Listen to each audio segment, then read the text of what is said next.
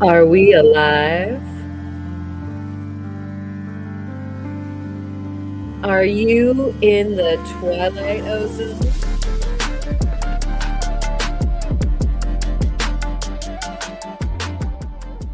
Are we 5 by 5 this evening? I would love to know. You have entered the ozone zone on this Friday night. So glad to see you. Thank you so much for being here. And I would like to say a good evening to that Opal guy and Kid Curry and Brenda Bloom, which is probably also sort of bendy, maybe she's good at stretching and that sort of thing. And I saw Randall that was flying through as well. And did I say Kid Curry? I think I did. Soul Adventurist is here this evening. And Muh is here, and she's going to be double here momentarily. As soon as we get through all of the salutations and 5 by 5s and all the things, we've got a sticky chat again this evening. And so I've got to figure out what's going on with this. But I have a see the backup best plan would have been grabbing my tablet, which, I might actually have to go do here in a little bit. But I would I another thing I can do is look at uh, I gotta put a mute on that. Can you guys hear that? I'm in the echo ozone. There we go. So now I'm seeing your messages, and I'm gonna have to scrub back just a tiny bit. Tara's Treasures is here, and we've got my mom in the house. How you doing, Mom? I'm so glad to see you here. Thank you so much. It looks like she's got her coffee, and that means that it's gonna be a good time. Jerry is here also. We've got the Weathered and the Weary. Good to see you. Did I say hi to Betty Rock Betty? Meg Mac is in the house, ready to attack with the rocks and the whatnots. Kirk is here. Cheers. I've got the Stein Kern. Let's do it. Stein Kerns to you. And may you have a wonderful weekend full of rocks. We're going to open some boxes tonight, so you'll be able to see some really fun rocks to start off your big boulder of a weekend. Cheers to you. All right.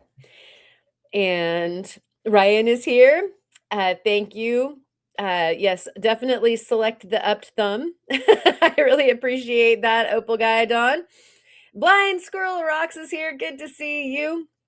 Working some of that material here in this last week. It's been a week. It's been a week. Oh, unrelenting. Greg is here. I don't know if I remember to say hi from the get go. I saw you up in the chat at the very beginning. We also have Jahik, Caleb, Freeform Lapidary, and thank you again so much for coming on last week. I want to remind everybody that we were talking about ammonites last week with Caleb. And if you didn't catch that one, it's really cool on a number of different fronts as far as cab planning, dealing with a different kind of material. Lots of cool information for that one. So if you didn't get a chance to see that last week, check that out after we're done here. Eric the Cat is here. Also, too, is Rocky Mountain Bear. Good evening to you. Did I say hi to Jerry? Deedly deedly deedly wow.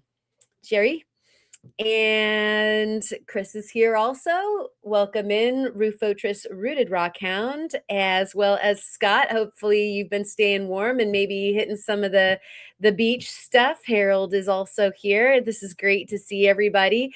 And so I am going to have to I do have a window open with the live stream that I just muted. That's in real time over there on the YouTube. So I think I'm going to have to keep on flipping back and forth. That's okay, though. We've got some guests this evening. So as I'm juggling the weird chat. At the very least, we've got some folks that will fill some of the dead air. Absolutely no doubt about that. And you can see behind me there's some boxes, and I don't think we're going to get to everything. Something tells me that this might be difficult with the guests that we have on this evening. Might be a challenge to try to see all the rocks, but we're going to try.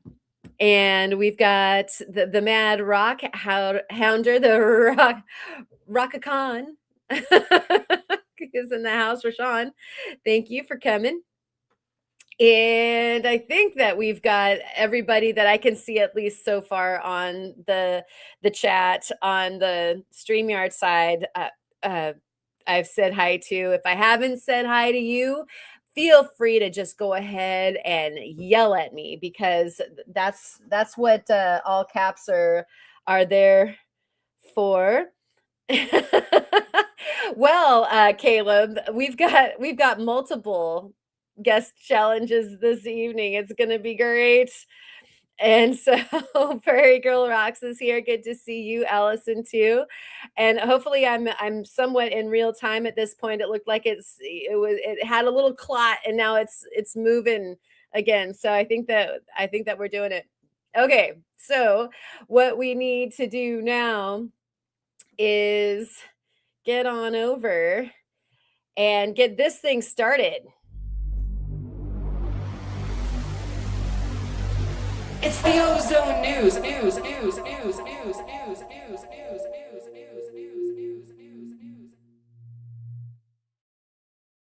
Well, as you guys know, Silver keeps on going on that roller coaster ride. So keep your chuck bag handy and just buckle yourself right into that roller coaster. We're back up to around 80 today.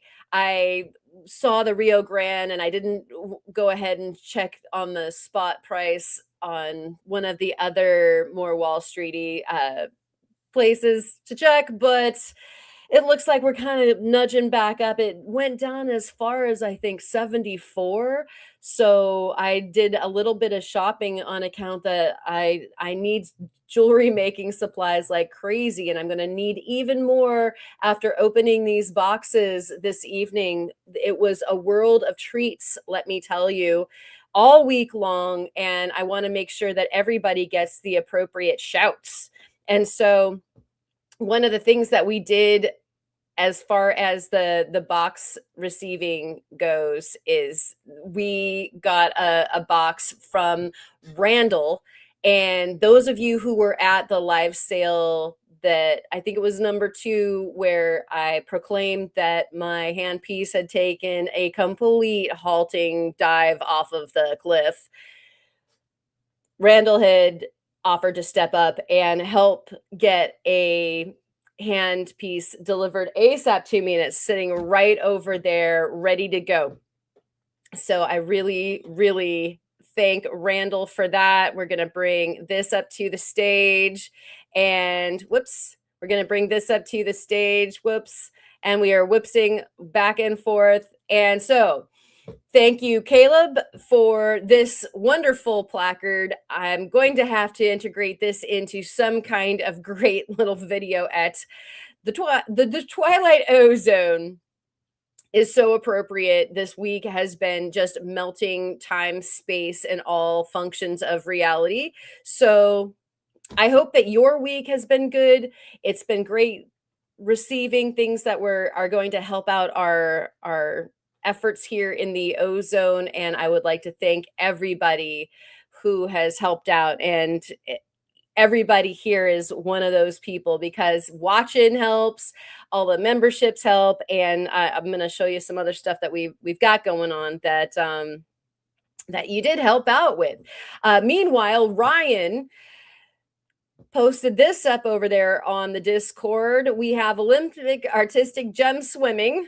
That is going to be the Olympics that we watch over here on the Ozone channel. And discus throwing, gem discus throwing is what Ryan said that he would probably be able to get a gold medal in. And I just love that. You can just imagine those those stones skipping right off of the flat laps, and see how far you can get that to go.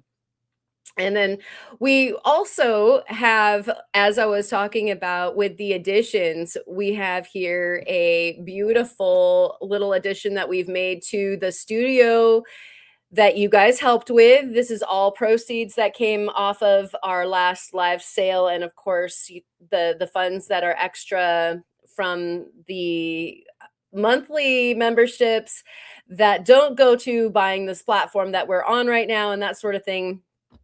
So we got a little tumbler, a vibratory tumbler, and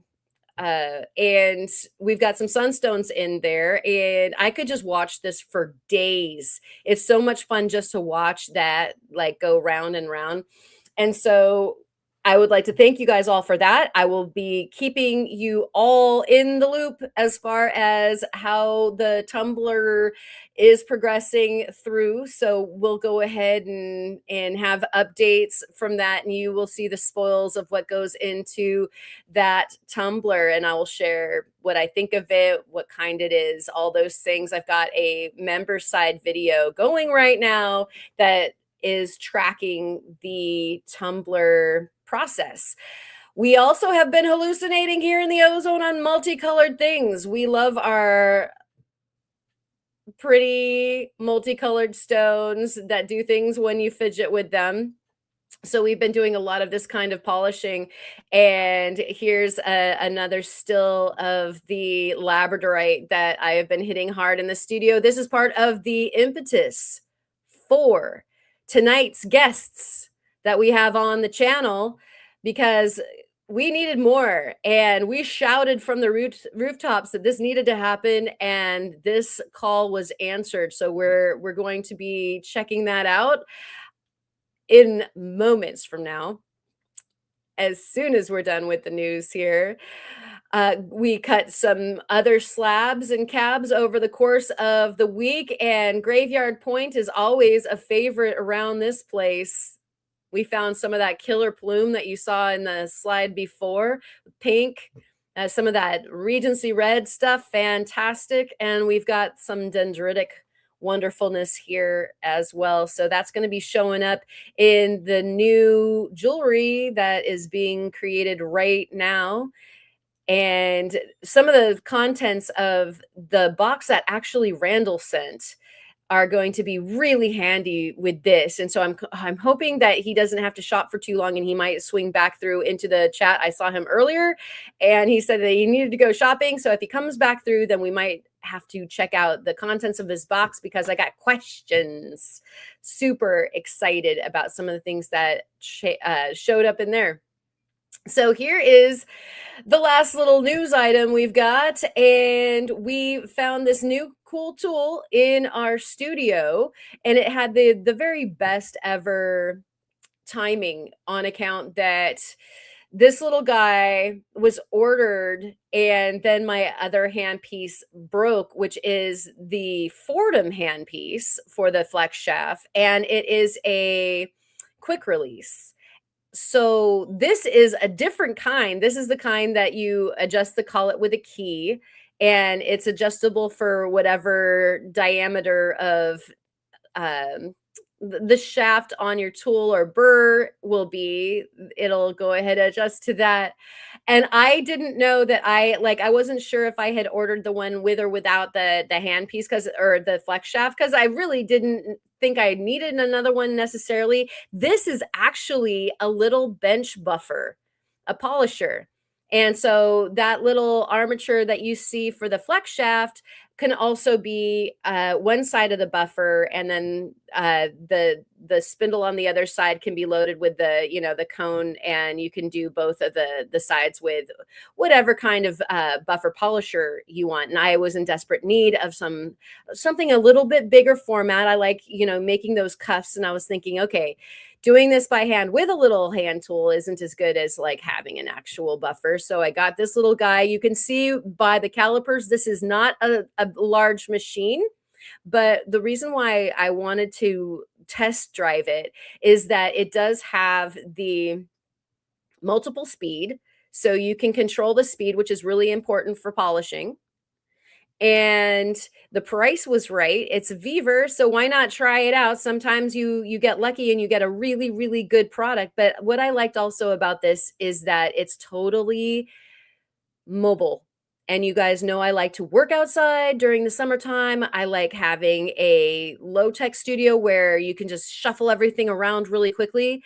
So this small guy does not need to be bolted down to your bench, and you can just roll this guy anywhere. In fact, this could go on the road with us if we wanted. And so you'd have a buffer and a flex shaft along with you. You can see it's all of about 6 inches long. It's probably maybe the same back. So like a 6x6, and then a little bit wider as far as its reach on either side of itself. But dang, I love this little thing. Okay, so those are the news items that we had to share with you. And we, as promised, have some guests on this evening. So I'm going to go ahead and bring Muh right onto the stage. How you doing? Oh, hello. I'm good. How are you? Hello. I'm great. Actually, this is always the time where we get to hang out with friends, and the entire day and the entire week's business just falls away into the background. Yes. All we got to do, Yay. yeah, all we got to do is focus on chilling and rocks and hanging out. I love this so much. This is the best thing. Yeah, not bad. Not bad at all. Yeah. So, what do we have on deck tonight for everybody, Ma?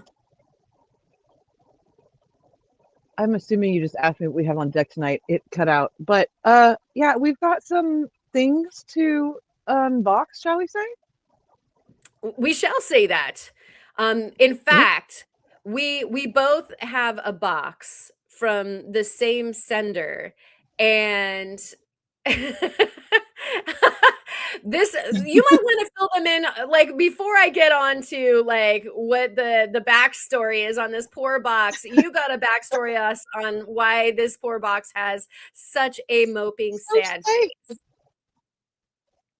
Because I had to wait to open it. It got here yesterday and it's been staring at me with this sad little face for, over 24 hours now. It's basically tortured, poor little guy. But let's see if we can put that plan upside down. So boxes desired to be like cut open and Yeah. autopsied. Is that the Yeah, they deal? haven't fulfilled their destiny until they've been opened, right? They're Okay, just like, yeah, yeah. oh, I'll like buy that. Schrodinger's rocks, perhaps. Yeah. And welcome in, Rick. Thank you for coming. Steinkerns, Jersey, and Nubbins, and all the goods to you. And I just, your box has such good character. I love it. And Yeah, it's got yeah. the. Uh-oh.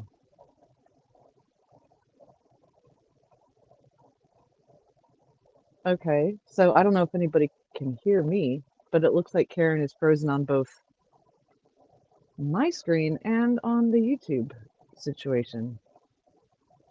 La la la. You can hear me? Okay, great. Yeah, that's great. Like, okay, can you Okay. see? Oh, Yep, good. we're She's back. gone. Karen, We're back. don't scare me like that. Don't make it. Oh, I was like, oh no, do I have to just rip into this thing like a hyena by myself? Yes. Okay, everybody. We are having a festival here in town this weekend, and I'm betting that like the two squirrels that are running around in a hamster wheel trying to run our internet out here on the coast are probably a little bit tired. So if we do have a pause, yes, thank you. If we have a pause in the stream, hang on tight, okay? Because the likelihood is just that it's just a little lapse, and stay on board, and we'll be back. I guarantee it, unless we don't. So the the other backstory going on here is that both Ma and I needed things, and so we went to the person that would get us things. Hi. I'm muted. I didn't realize that. Hi. So I had a ton of time to kill while I was waiting to come on, so I did this. Of course. You're so crafty. He's always It working took on something. probably all 16 minutes that I was waiting. That's talent. Yeah, That is. Looks like you got a haircut. I did that. All right. Well, Well, stop. welcome in you Sorry, and your shorter hair. Yes, it was too long. It was way too long. It was driving me crazy. So it went away. And whatever video that is, I cut it the night after we got done hunting. So there's going to be like the first half of the video with long hair, and then the second half of the video with short hair. I like that. Yeah. You'll have a bit of time travel going on in your video. So tell us a little bit about how come we have boxes from you. Because you demanded, you strong-armed me, you bullied me into to buying some stuff, so I acquiesced. What a shame. You know, like there is a certain thing, you know, here in this rock community when people scream, "Take my money," and you do Yeah. kind of have to. You have to. All right, It's fine. not our fault. It's your fault. Quit having stuff. Yeah. I'll downgrade all of my stock if that makes it better. Thank you. Does that mean we just get it for cheaper? Yeah, we'll just low grade everything. Well, you won't want it anymore because it's not going to be good anymore. I see. Okay. So I think that part of the objective of this evening, though, is actually going to be to see what the material does look like. And so we've got Muh over there, and we have Do it. yeah, we've got my desk as well. So I'll add this up here too. And let's see, we could kind of do a merry-go-round, or we can do something like that. Yep. Yeah, how we doing this? Yeah, we well, doing? because I've got, we can just make this take even longer because I'm sitting next to like giant trays filled with slabs, so we can just go in a circle. Yeah, we'll merry-go-round it. And so as we're cutting, let's go ahead and start then with Theo and that magnificent slab. And Oh man, I have a tray filled with slabs next to me. These are all going on the website. They're just so nice. This is that really dark, phenomenal material, and it's just amazing. hey, tell everybody what's going on with the website, just in case they missed what's going on. So, what's going on with the website is Theo vastly underestimated how much time he had left to work on it. I was like, oh, I'll have this done by the first of the year. And then the first of the year came, and I'm like, oh, I am so not even close to done yet. So we're still working on it. I have a lot more stuff that I'm just slowly working through, taking pictures and getting it listed, but it's been slow going. I'm hoping to have it up at some point in March, but it's been just like pulling teeth levels of slow. So you're gonna do a massive launch all at once is the idea? Yes, because I didn't do that when I had Etsy, and I was just constantly adding stuff. So my goal here is to just like, if I have it and it is for sale, it should be on the website. So there was like, at launch, there will be a minimum of 1,000 products. Like, I have so much stuff that I need to just get through and photograph and get listed. That way, as it sells, I can just top it off instead of having to restock everything. Right. And this is because of your great love of doing live sales, right? Yeah. It's yeah. Really, it was born from the fact that I can't stand Etsy anymore. Etsy used to be awesome, but it sucks now. So I was like, all right, it's time. It's way overdue, actually, but it's time to just have our own website for sales, to just have rocks up, period. So people don't have to like message me if they want something or wait for the next live sale. This should have been a thing a long time ago, but yeah, I hear you. It's not easy. So we're doing it right this time. Muh was just showing us that she is safe unpacking, Yep. right? Sure. She's not going to become dehydrated. Yep. And as is Oh, always yeah, the case yeah. No, I'm with staying you hydrated. two, as is always the case with you two, it's never just what you paid for. Yeah, Hey, I was like, there's no way. Yeah, no. Theo, I'm supposed to Matt tell this you here? that Kyle misses you. I miss Kyle. Oh. And River says that you are funny. Aw, hi River. Kyle, I may be coming to Oregon this year, so we need to hang out. I mean, obviously we'll do Wyoming again, but I would love to come hang out with the family. And Alexis will be with me this time. Woohoo! Woo! Nice. But I miss you too, Kyle. We all miss you. Miss Kyle. I should drive like a small distance and just go see him. Yeah, it's a lot easier for you to go see Kyle. Right. Oh my gosh. All right. And so Muh, I'm sorry I did cut you off a little bit earlier. What you got going on there? Apparently, I had a TARDIS box, and there's well, I mean, I did go a little crazy with things that I purchased, but this feels excessive. Well, gonna I would just contemplate a tiny bit that perhaps. Oh, I lost you, Karen. Me too. Sorry. It wasn't There you just go. me. But yeah, I think that some rocks might have slipped into the box. Maybe. I'm super clumsy. Should I Yeah. should I Yeah, unwrap get it. one? Yeah. You're the superstar right now. Do the thing. Yeah, do the Do thing. the On the whatnot. oh. Oh yeah. Hello. I should have like some soft core music going on right now. Can we get some smooth jazz going? Yeah, bong chicka down wow.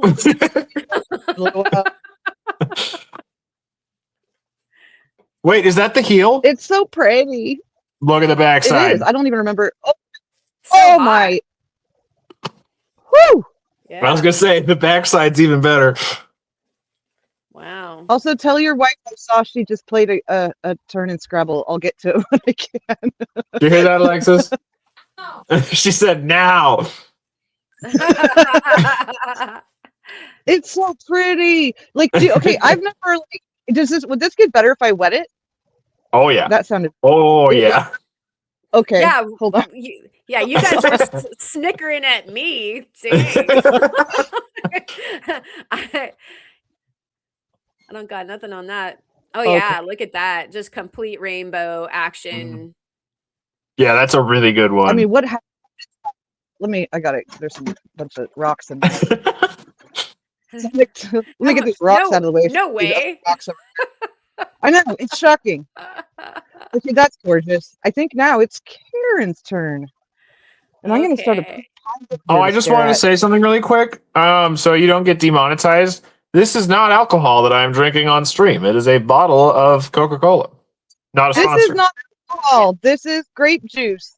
Yeah. We're all just having like. I think they pay less attention with streams compared to videos.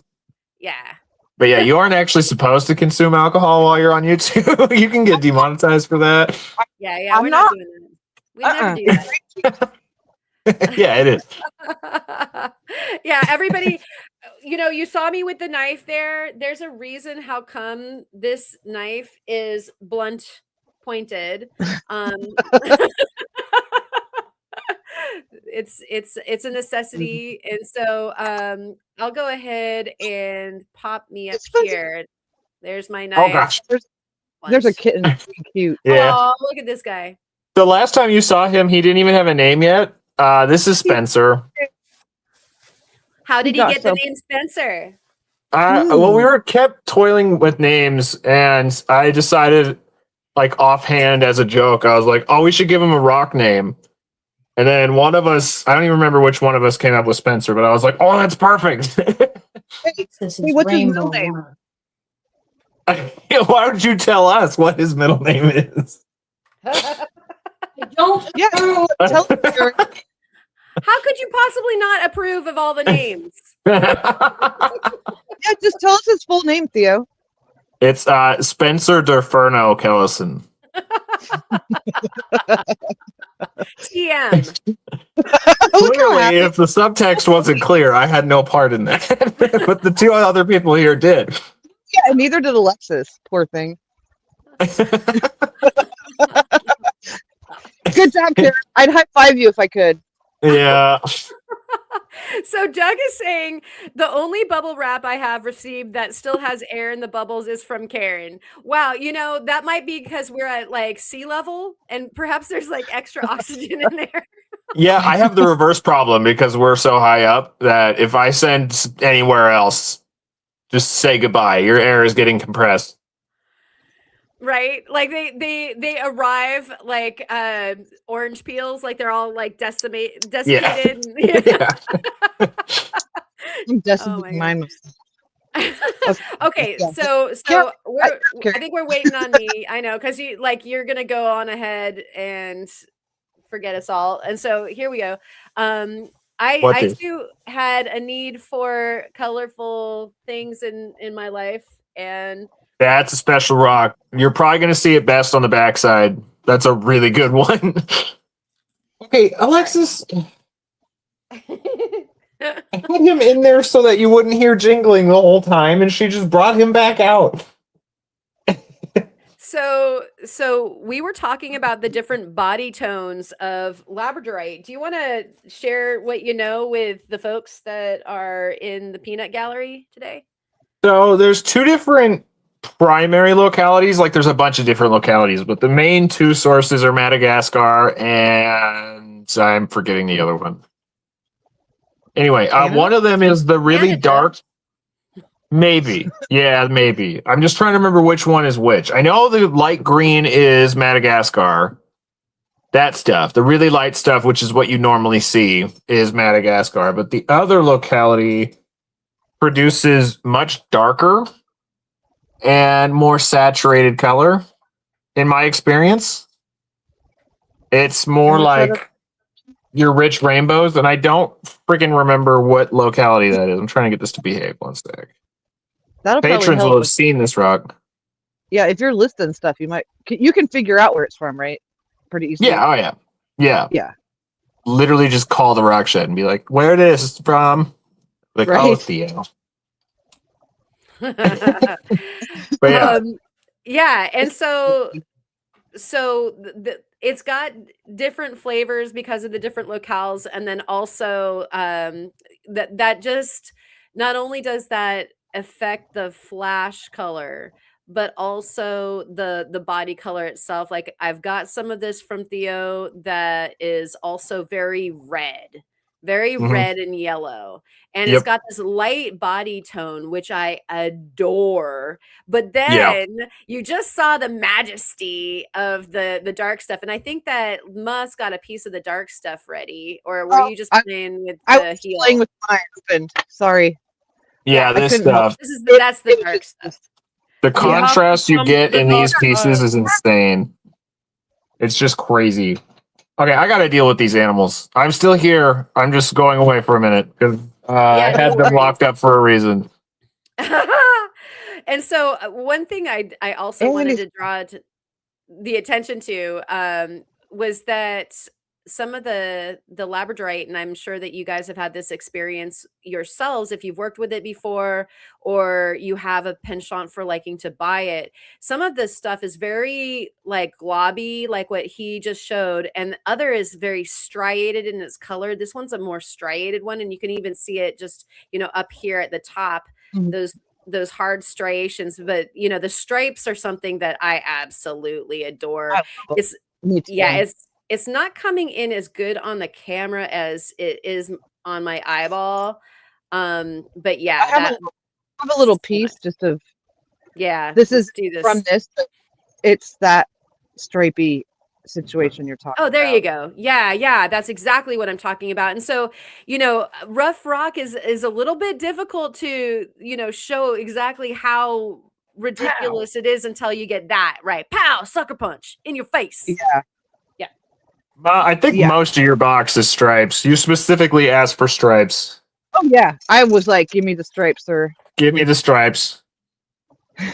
Yeah. Your Am I turn. going? Yeah, Oh, yeah. oh. Okay. Listen, we got to clip through this thing. Look at all the bags we got. Come on.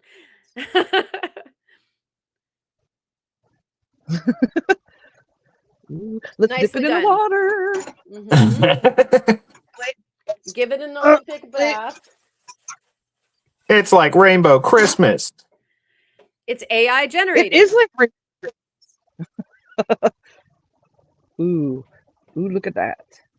Yeah, it's gonna be fun because you can just pick different spots on here. And Yeah, these make are really- great. Yeah, they don't look have at- full coverage all the time, but they're so nice because, especially if you're making cabs, because you don't have to decide where you're gonna pick. Like, you can turn every single individual color spot into a different cab. Like, they're so good for that. Oh yeah, that's gonna be fun.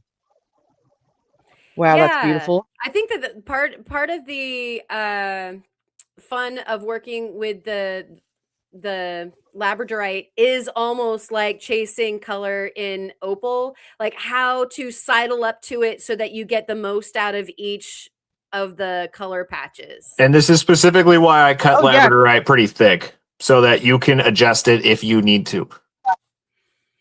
Yeah, and that's the thing is like, yeah, it's not like with sun where you can just even like it must be so hard slabbing it because you see a plane, you cut in Oh, that God. plane, and then you like this, and it's all over the place in different directions, and so there's You no have a way. rock that size, it's real hard to slab. When Labradorite gets big, it's very difficult to slab.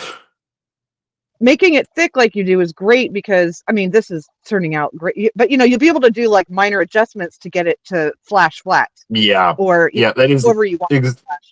that is specifically why I cut Labradorite so thick.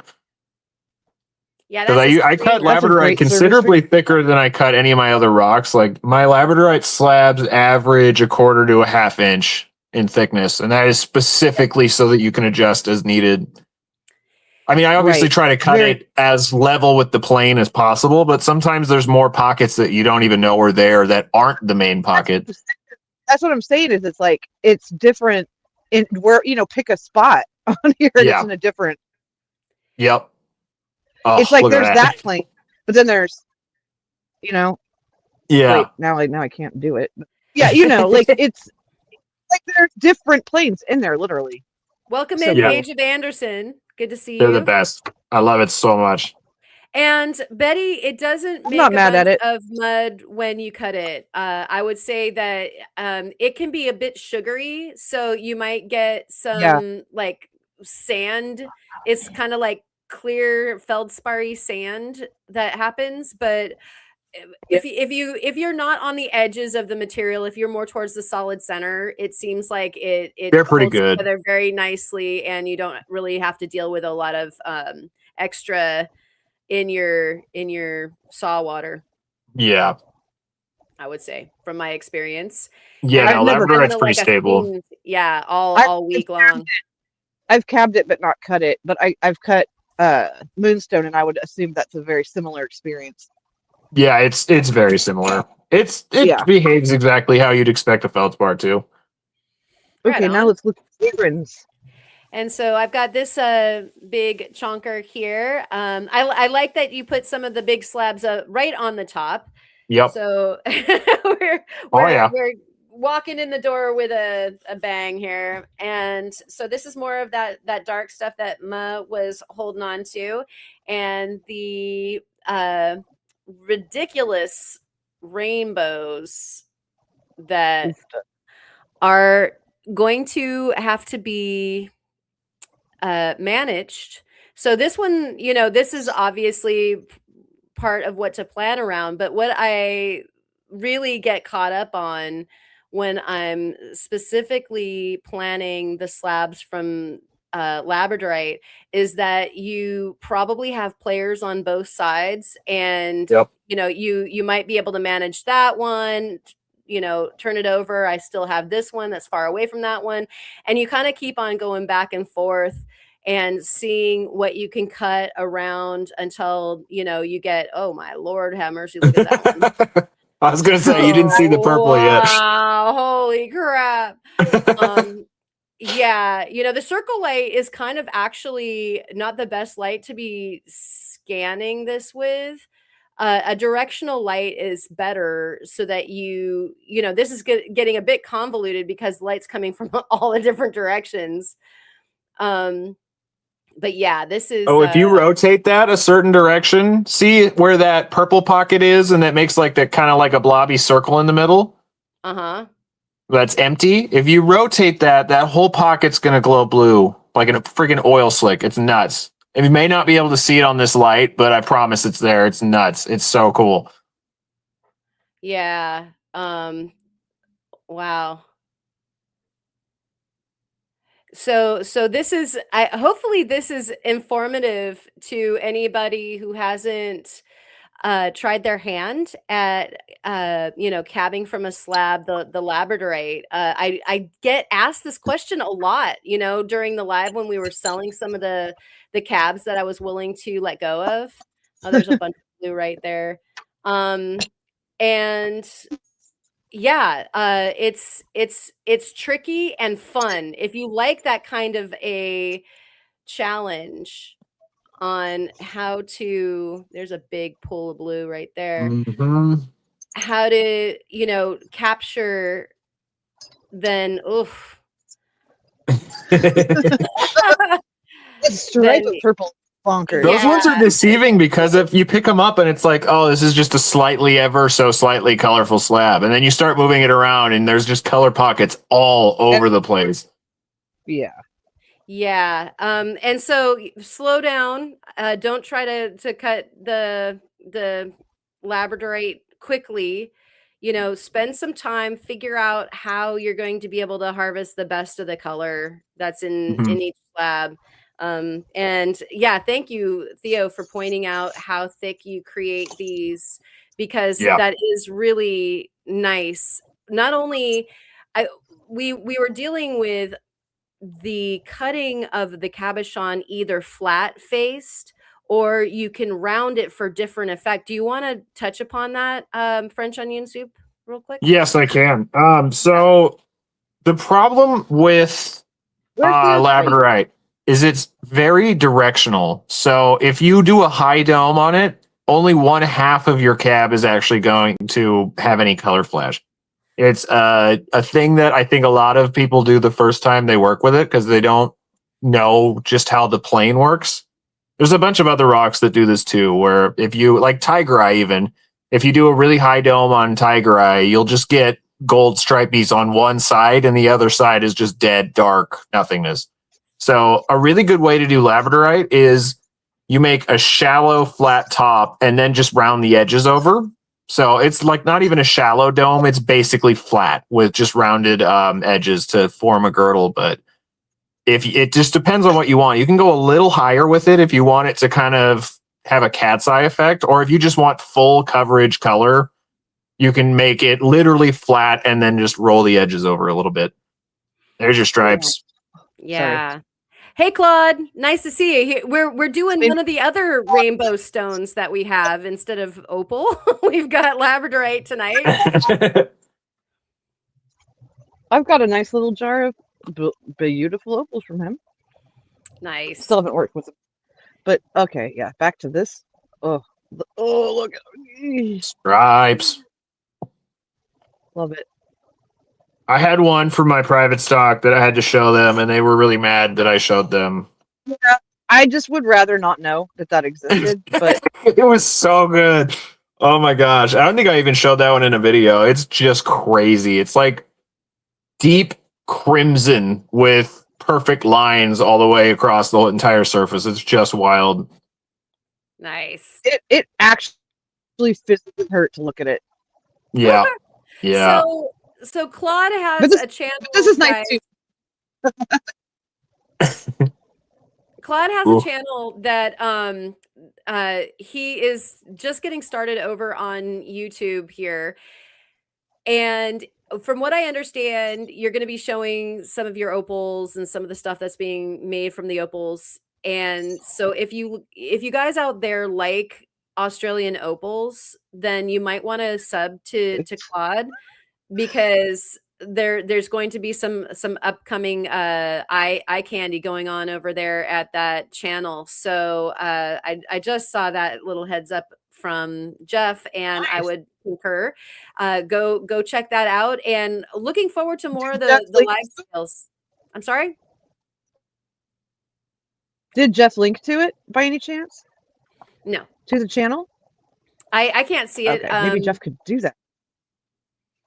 So I just don't have access to do that right now. Thank you for dropping in, Claude. It's always good to see you, and I'm looking forward to getting some more opals for sure. I'm running out. It's hard to know exactly where to throw all of my money each time I ever have some. Where to put money this time? He was probably waiting on. I think it's maybe. So Jeff was probably waiting on seeing if it was all right to pop up the link, and of course it is. So there you go, everybody. Thank you so much, Jeff. And so we saw that beautiful gorgeousness. I didn't even realize my freaking camera was still up. Oh yeah, that's why I didn't tried to tell you while you were having your technical discussion. So yeah. Oh yeah, that's fine. That's fine. We could tell him. I thought you were being like. I asked where his face was, but I'm not really in a position to be asking that of anybody. So. Oh no, I thought that maybe you were being mauled by a cat or something, and so you decided that. I know. They got evicted. They're with Alexis now. There was Mama. So that one might be hard to see on the camera. That one has friggin' crazy purple pockets, but it's probably going to be difficult to see with the ring light. You know what's funny is I can see the purple, here. And what's neat is that the stone itself has a differing body color. Like the tone itself goes from kind of a very pleasant kind of grayish silver green to the purple. Like there's lavender. And so like one of the things that I like about some Labradorite, and this doesn't count for all Labradorite, is that the stone itself, when its lights are off, is it still pretty? Or is somebody looking at that stone in their necklace going like, why in the world does somebody even waste silver on this? Yeah. You know? Like, it looks like a yard rock, and then it like screams a little bit if you have it at the right angle, and then it's a yard rock some more. And other Labradorite is just really pretty on its own, and this one's obviously doing that. And I'm getting the angle. Yeah, there it is. Yeah. That's the kind of the more that silvery purple. I love this so much, and it looks so good with sterling silver. Yes, it does. The whole piece looks like ethereal, like angels or elfin. It just defies logic because in your brain you're so focused on blue, green, yellow when it comes to Labradorite. So when you see those like purples and reds and like pinks, it's like, wait, what? This isn't supposed to be a thing. Right. So that one, I know I'm gonna have to spend some extra. Whoa, okay, hello, right underneath my hand, like. Yeah, that's a good one. Oh my gosh, yeah, that is radiant, and I just love this body tone too. Gosh, look at that! Look at it go, guys. Oh my gosh. Okay. And that right there is why I cut them thick, because sometimes the pocket shifts and you need to adjust. Oh yeah, that's very pleasant. Yeah. Look at that kind of like an aqua going on right there. Ooh. Yeah, that's so pretty. One of the things that I noticed about one of the stones that I was cutting, and it was in the news feed, and I'll go ahead and do this. Was that as I was cutting through it, I decided to go ahead and do a rolling thunder cut. And so it was a high dome instead of a flat, so that I could reach into some of the pockets that were in the mid of that slab and roll it. And it turned like that blue at the tip, and it had rainbows in the other pockets. And so it was like I reached down into another dimension of the stone, which was super cool. fun. Yeah. I think I can't remember which one of you, but I think one of you has a slab of this. Ooh. We're gonna have to keep on opening until we get to that. Muh, you got one on deck there? Yeah, I was sorting, but then I got confused. Get down But on let it. me. Ooh, here's a fun one. I don't know what this, but look at this thing. Wow. Okay, so that rock that I was cutting was so big that it wasn't clearing, like it was above the blade. All like the blade was, how do I describe this? If this is the rock, the blade was only going to here. So I had to like chisel each friggin' slab off of the main rock, and then I got halfway through, flipped it around, and started cutting it, and it was touching the nut on my blade. So I literally like could only get so deep, and then it would stop. So I had to chisel those off. So I tried to reposition the rock so that I could cut off the weird heel that was like uncut on the big boulder. And I totally miscalculated and accidentally cut off a wafer of a slab. And I was like, I know someone who would love this. Oh no! Really thin rock? Oh no! What do you use thin rocks for, Muh? I was like, I don't even know what purpose this could serve, but I'm still giving it to Muh. I'm not sure yet either, but I'm gonna figure it out. I mean, it's gonna end up in some sort of like rock sandwich, Interja triplet. I kind of figured. So Greg is offering a solution. Just get the bigger saw, Theo. Yeah, the next super expensive purchase is a cabbing machine. Then I'll start looking into upgrading the saw. Though to be fair, I can upgrade it right now. It's a Covington model that can have anywhere from a 12-inch blade to a 16-inch blade, and I just have a 14-inch blade in it. So I could get a 16-inch blade and make my saw bigger. I just haven't. Ooh, look at that. Oof.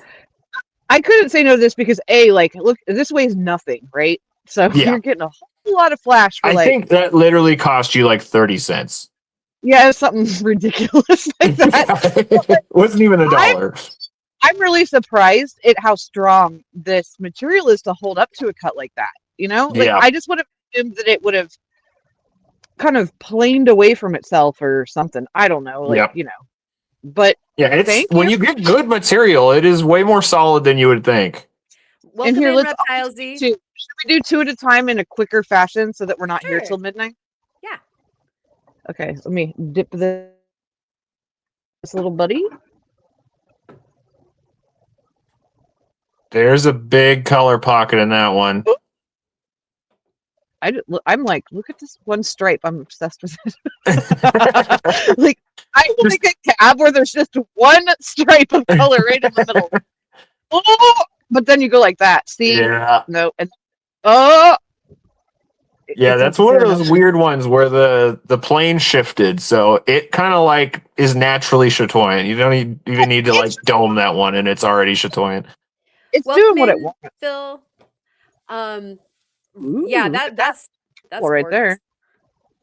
So yeah, it looks like Muh has insinuated herself upon my situation here. She did. We almost broke our cover by talking about it in the chat. Oh no. No. What's this? Another piece of Labradorite from Muh. So do you remember those 2 that I set aside for you to make up your mind on? Uh-huh. And then like a week later you said you would take them? Yes. Well, Muh paid for one of them. Oh, that's so sweet, Muh. Thank you so much. Merry birthday. I really appreciate it. Yay! I'll take a birthday present each month, sure. Yeah. Yeah, these I at the moment that we were discussing stuff before, I was like, well, I probably should be a little bit more how should I say conservative with my money. Yeah, exactly. Yeah. That's that. Oh, that's a match. That matches what the other one, right? Yep. Yeah. I swear, those must have been like they were born right next to each other. Because look at that purple. Yeah. insane. And so, yeah, then It's when fucking Karen. what's I that? wanted you to have it, and then I was like, but what if she's like, yeah, I'll take them, because I wanted it to just be in the box. I almost wanted you to say no, I don't want them, but then I was like, how are you going to explain to her how it's like half the price? And it ended up. Yeah. I don't think you didn't notice. So it was I fine. wasn't Yeah. no, I wasn't paying attention to the price. I just like by a certain period of time, I this is the rule, if I walk away from something and it just absolutely haunts me and haunts me and haunts Yeah, me, then I yeah, just yeah. kind of have to move on it, and I'll pick up the pieces later. You know what I mean? Yeah. Because I know that I will be beating myself if I don't get it, and then I'm Yeah, like, no, oh, I why didn't I? totally get that. Yeah. I I'll see it up on his completely website and go like, no, that's Why didn't I do it? Also, all of this here, I'll just do this quickly. All of this tray of Labradorite slabs. This is a lot of freaking slabs. All of these will be on the website for sale. mine. What he's Many trying of to the say- rocks that you're seeing, their counterparts are in this bucket right now. And on Monday, we're going to the rock shed and I am getting more Labradorite. So there will be even more than this. Woo! Oh, no. Woo! Woo! Woo! I just And wanted to what send that out really quick. take what more you of my guys- money. We didn't hog These him. two get first dibs on stuff. Basically, I don't know, nepotism, I guess. Yeah, because we are family. Oh, smell nepotism. Anyways, yeah. All right. And you got something else to show us there while you're there? Yeah, I not only this whole box of Labrador, I also have this whole tray of Turritella agate slabs. And then if you don't like big slabs, I have this tray that'll be sets of 5 little slabs. But maybe you do want the big slabs. So I got this whole tray full of Montana agate. And then under that is a whole tray of agatized wood. And then next to that is a whole tray of jasper. And then under that is a whole tray of Haunted Ridge agate. Then right next to me is a whole tray of sodalite. Next to that is a whole tray of merlinite. Yeah. You got any, Wow. hey, Theo, you got any slabs? I Yeah. have literally probably like All of them? 600 slabs just sitting around me right now. Yeah, we Cheers, got Sierra this Rockounder. tray filled with dry head agate slabs. Oh, man. You want dendritic opal? Because I got that. It's Yeah, ridiculous. It's a problem. it's not a problem. I don't see a Eyes, problem. that's all. Pop Lloyd. A big man. It's funny. I was 100% organizing this. I could be like, oh, now we're done with the lab and now we're moving on to whatever. And then, yeah, there's going to be surprises because, things. Yeah, just do And the I thing. mixed them up. Okay. So, look, this will be Labradorite. It will be, like, of course. See, if you don't say anything, we all think it was orchestrated by you anyway. Oh, no. That's a good Another one. lab. Oh. Yeah. Ooh. That's got stripes. Look at the stripes. Oh, those stripes are so good. Yeah, Nice. that's a good one. Kapow. And I know there's I can't remember. You may have both gotten a slab from that rock. I don't remember now, though. I'm hoping. Yeah, I think that we both drooled over it, and then you were like, Yeah. there's another one. I And was like, there's okay. 3 slabs from this rock, and I showed you all of them, and you were like, yes, give it, I'm really please. trying not to have slab envy here. I'm Well, pretty it's- sure you have one, Karen. I think so too, because you got some absolute bangers when you were picking yours Yeah. out, and so I know you're Oh, not going to be I know I got bangers. sad. I'm not complaining about what I ended up with. I'm just You're- saying, like, there's still the Yeah. thing on the playground. You've got like the best tray on the playground, and somebody's on the seesaw, and you're like, I need the seesaw now. I promise come Monday, there's going to be more stripes. Oh, cool. Oh, yeah. Hmm. Which Oh, one I is wonder that? what Oh, this yeah. be. I don't know. I've never seen that. Couldn't be irisy or anything. You've never seen it. No. Oh no, I didn't like. I'm not saying it is or isn't, but there is a possibility that most of this is iris. I went a little bit crazy. I mean, and I don't think we're going to be able to. Will we even be able to see it? Do you have a Will do you we- have a light? Yeah. Yeah. I mean, I have a light. I don't know if I have had a But very it was hard the time. first time around there. What? Yeah, there was a am I doing? little bit of flash of it the first time that you moved through there. Yeah. Okay. Yeah, you can see Anyway. the cloudy band. It'll probably show better in person, or it may Yeah, need to get and- polished a little. Yeah. Here, I can show you guys. Like, I can show you what it will do. Tara was wondering where the rock shed is again. Keystone, South Dakota. South Dakota. South Dakota. It's like a 5-hour drive for us.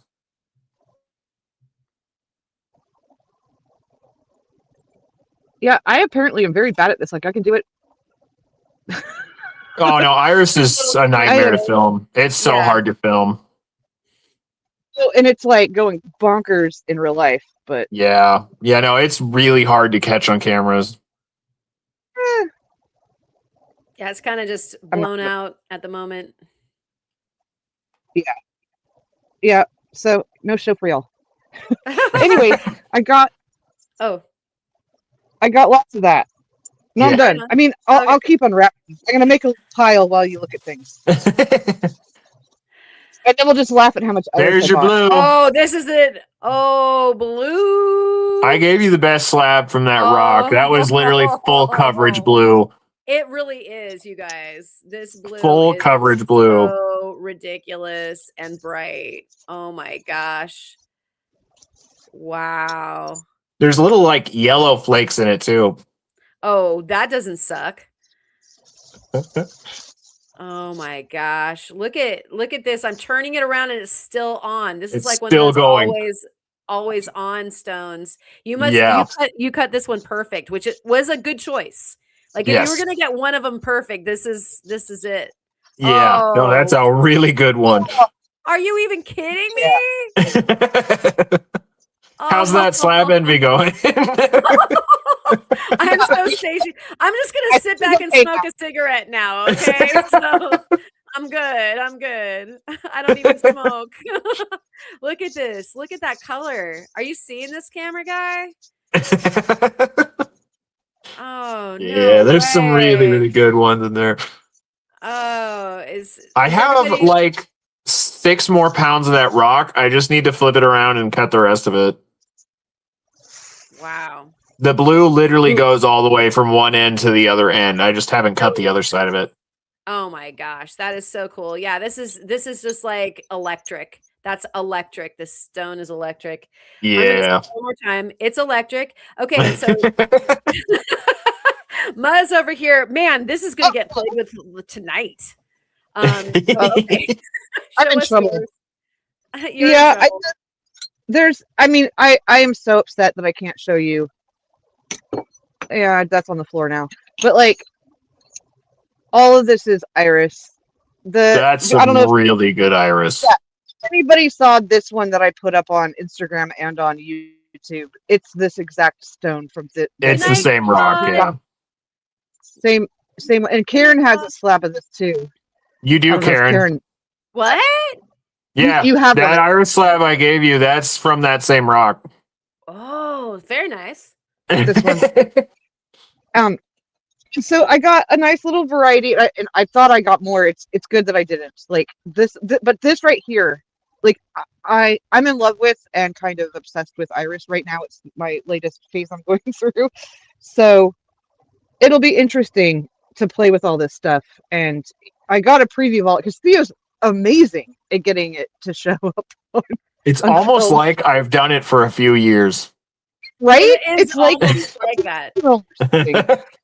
So Brenda was like, if I might intervene just a moment, because we're on a past subject, and then we'll come back to the present with you, Muh. Yeah. Brenda was asking about, so how do you deal with a fracture in that will they need to be sealed? And I'll let you answer that question, Theo, and then I'd have an answer too. But I have an idea that we probably have the same answer. Yeah, no, I've never sealed Labradorite.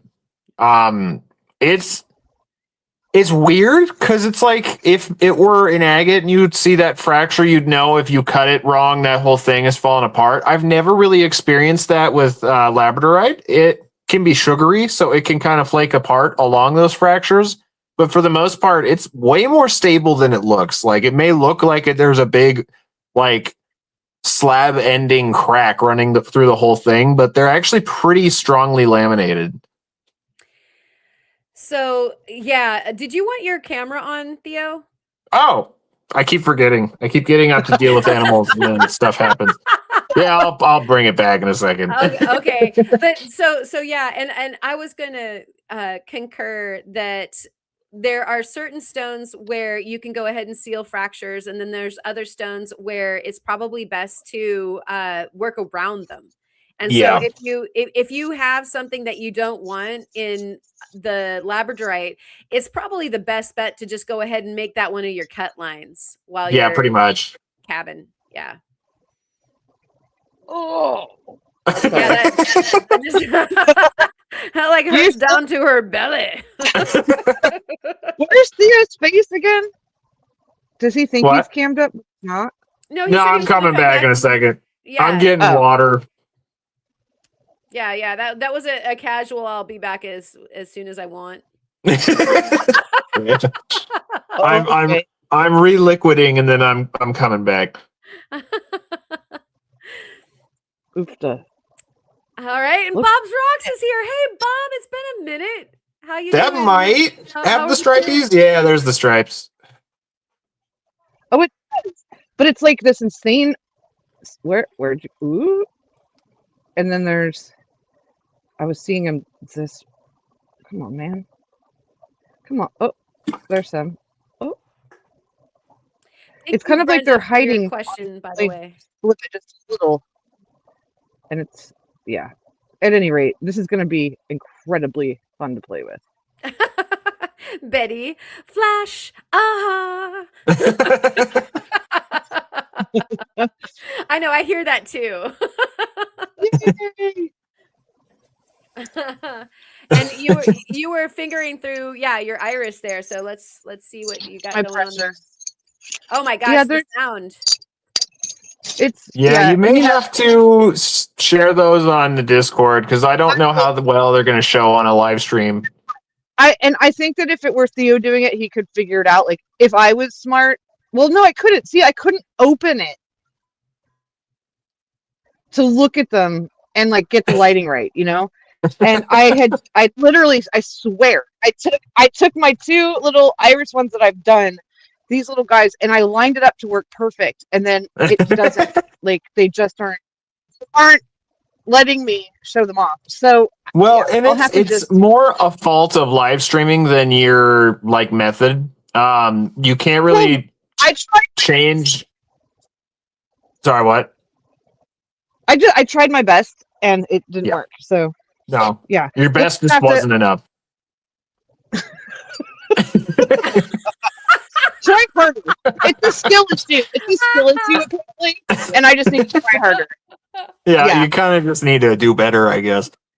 Yeah, do better at No, it's not your And- fault at all. Iris is a nightmare to film, especially on a live stream. I remember from our podcast days that I tried many times to show Iris and it never worked. Like you can actually see it a bit on that one, Oh yeah, but you it's can going to see it. show up more cloudy because Yeah. it's oversaturated. So you need to take your brightness down, but you can't do that on a live stream camera. Oh yeah, But that's you can- right. see where it's gonna be. Yeah. Right. Yeah, It's wherever just- there's that cloudy, shimmery band, that will be rainbow. Right. And I think that that's Yeah. really all you really can do. I mean, Yeah, on you the can see, live the stream, cloudy. Yeah. It's gonna be fun. And like I love clear Montana agate because I'm super weird. Like I keep bothering Theo, like, have you put that one rock back in? It's like, I promise I will. I'll get to And- it. I know you will. Like, I'm just saying, like, I freak out over just normal clear Montana agate. So add that this is like the most bonkers rainbow you're ever gonna see, and it's over. You know, like this whole thing. It goes all the way. This whole part here is iris, and then there's little baby ones that go whoop whoop whoop all the way through, and then you've got it next to this beautiful quartz, and that like you can literally see. Yep. Like I took from that bend, you know. Yeah. So Muh broke that while she was making it and was like distraught, and I was like, I have like more of slabs from that rock and more of the rock with more to left to cut, right? Oh my God, that makes me feel so much better. Yeah, I mean, at least now I'll be able to recreate my original idea, because this ended up being like, I can't imagine it any other way than it is now. Like, I love this beautiful thing that I can't show you guys how crazy that I received it. But it's like, I wonder if, Karen, if I sent you a little video, would you be able to pull it up on your thing, or is that not something you can do mid live? Yeah, send it over, and I'll see if I can do it. Okay, we'll see. Yeah. I'll be. This is heaven to me right here. I'm so excited. This is dry and it's showing that much color. That's nuts. I love it when it goes aqua. Yeah, that aqua color in there. It goes. There's some in here where I'm trying to find one where it's like all the little rainbow flashes, but then if you turn it at the right angle, it just turns into a blue oil slick like that. Then you rotate it, the color goes back this direction, then you rotate it randomly, blue oil slick. Talking about this little pocket right here. Oh, there's some on here where it's like full coverage and it's crazy, but yeah, there's lots and lots of lab to come. Oh yeah. So yeah, if you are needing any, hopefully this is wetting your freaking tight. Oh yeah. That was the good. Oh, holy cow. This one's gonna be hard to cut. Just make a clock so you can be more like Flavor Flav. That's so much that it's gonna be hard to even part that, right? Yeah, that was a really good one. I probably shouldn't have made it wet because I'm getting all sorts of glare, but you guys are seeing how big that color slick is. Like that's most of the stone, and it's just electric all the time. Yep. That was a really good rock. Wow. Yeah, like this one didn't even need to be cut thick. You're like, yeah, I got this one. Yeah, that was angled perfectly, and I was like, no, we're gonna go for more slabs, not thickness. Right. I know my angle's good. We're just going. Yeah. Wow. I think that did I get any of that? I'm sure I did. Did I? You may not have. That's okay. I have more of it. I'm so spoiled. Come on now. I don't need any more. Like, you got slab envy now. No, I have like 3 or 4 more from that rock. Yeah, so we're gonna see who texts him first. Who messages first? Look at how that one oil slicked into the azure blue. Yeah, that's what I'm talking about. It's that rock that does it. Yeah, this is like the dry wrong side of this rock, and it's like, no, I'm there is no wrong side of that rock. Don't leave me behind. Yeah, it's seriously so good. But when this side is like, Grayman. Yeah, like How can you not hear that? That's audible. So can you can do an open back to like setting, right? Yeah. These lab slabs are actually worth doing an open back setting. Honestly, they're insane on both sides for most of them. Right. I only do something closed if like doing it open back would be like looking up your grandma's skirt. Like if it's got an ugly back, I won't do it. But most of the time, it's open back. Well, then you save a ton of silver too. I've been specifically doing a bunch of iris cabs because it's like, these use like no silver. Oh yeah, like right now. Karen. What's this? Ooh, I know That's what that the is. one that I was telling you about that I sent you microscope pictures of that you were going to put under your microscope. That's wood. Oh, this is What? this is wood. That's Get wood. out. Just No, get out. put a Get all light the way behind it. Put a light behind it. You can see the grain pattern. I'm not even joking. It doesn't Oh, look like wood until you get a light behind it. Ooh, I can kind of see it already, but I think I'm having like I'm like putting my memories on top of this thing. Like oh yeah. See that grain? See those lines? So you like Theo, you said that you were okay like hosting the show, right? So if I just like drop out and Yeah. Yeah, pretty much. Hey, isn't that mine? It's too thin. That must be my slab, right? I'm just kidding. No, you both got a paper thin one. Did we? Man, that is so Yeah. cool. Wow. That's insane. Okay, so we'll be doing a microzone session here really soon because that needs to be explored. Because That is one of the most brecciated pieces of wood I have ever seen in my life. It is crazy. it's going to be so good, like both light stage and dark stage. We'll have to do both. Yeah. Yeah, it's nuts. Oh my gosh. Oh my gosh. Okay, here, Ma, I'm gonna toss it over to you because I need to breathe into a bag. Also, I did send that that video or the short little video and that picture to you of the iris. Is this it? Oh, Is this okay, it? yeah, Is this it? So explore you the- each got 2 from that rock because the slab broke. So you each got a little one and a big one. Yay! And there was Wait, which green one is and that? green. Yeah. See the weird green? See how strong it is when you get a light behind it? Oh, humana. How freaking cool is that? You get a light behind it, and all of a sudden the wood grain is super visible. You get a light on it, and then you can't see any like discernible wood detail at all. It's crazy. Sorry Yeah, that to is one of blind the you guys, coolest but I pieces of couldn't- wood I have ever cut. Holy I moly. even teased in And then that video that some of it would be showing up in a microzone at some point. Oh, Is hey, this the same? Is it? What's this? Is this that's brecciated wood. different? Same? It's a different rock. Oh, okay. That's the one where I stumbled and tripped into, then just suddenly 2 slabs fell out. It was crazy. And they landed in both of your boxes. Yeah, I remember that moment. Oh no! And I was like, oh, that's a shame. Too bad. I know, and I'm like, I can't bend over at all. No. Too much like, work to get that. Actually, Karen was like, thanking him, and I was like, oh no.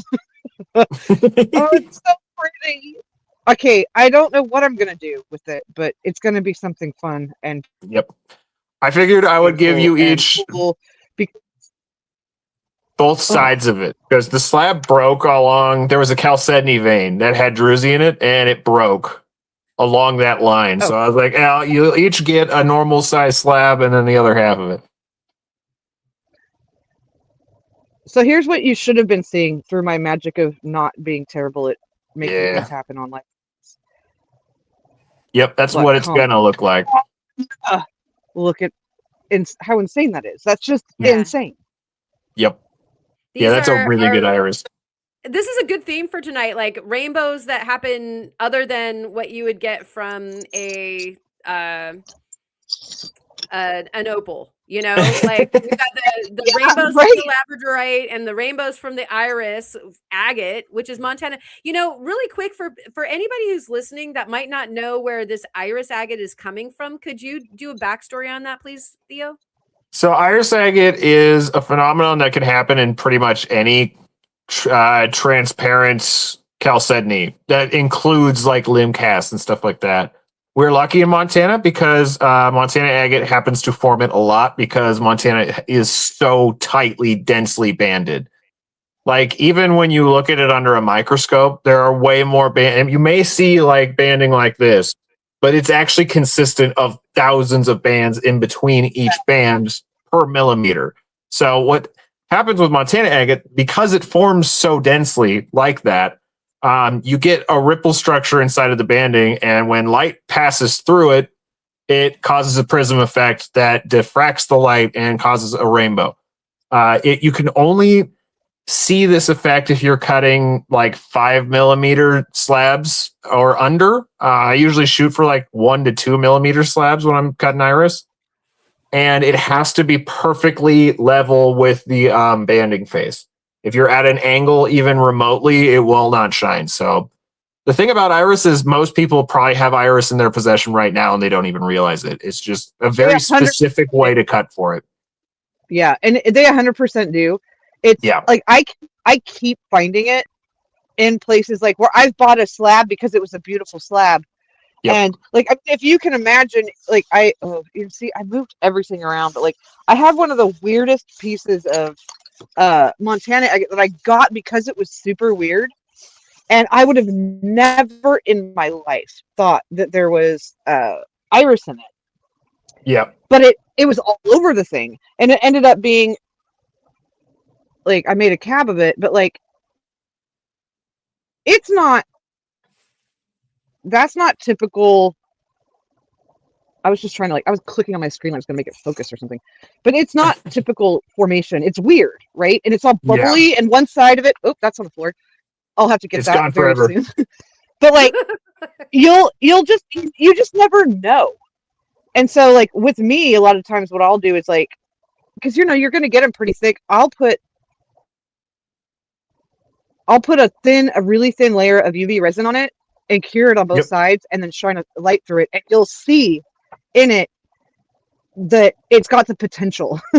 Like if it starts to even sort of make any kind of almost rainbow, keep making it thinner and polish it, because the thing to look for with iris, actually, especially if you're cutting thick, like normal thickness slabs, is a cloudy band. If you see a rim of one band or just 1 or 2 bands inside of your banding where it's cloudy, kind of milky, but only when you get a light shine behind it, like it looks normal, and then you have a light behind it and it's like it's like slightly shimmery or cloudy like that.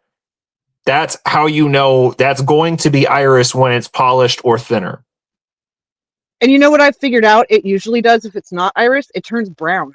Am I wrong? Like it turns like the hue is a brown color. Let me see if I can show you what I'm talking about. You can tell me. And meanwhile, Reptile Z is asking, so cutting from rough nodules, how does one slap to create iris? And I'm thinking he meant slab as opposed to like say back slapping it across the face. So the idea is to find the banding orientation as fast as you can. So if you have and I've had to do this before with Montana agates, where it's completely rough all the way around, you don't have a window into it, I will literally just what's an example? I don't have one. If you have a circular rock, I will literally just cut one edge off just so I can get a window inside of it to see what's going on, and you can adjust it from there. But the goal is to just get as flat on with the banding as you physically can. And then from there, you just super thin slab them. So here's a question for you then.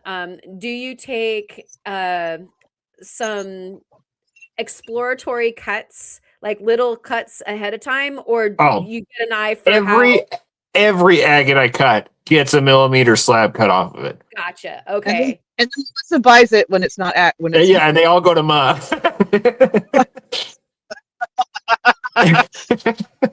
But yeah, no, for real though, every single time I cut any kind of agate, unless it's like a Mexican lace agate, I will cut a super thin. I mean, like that. Clearly, that's. I don't even remember what kind of agate that is. It's one that Kyle gave me. I think it was from Idaho. I think he said.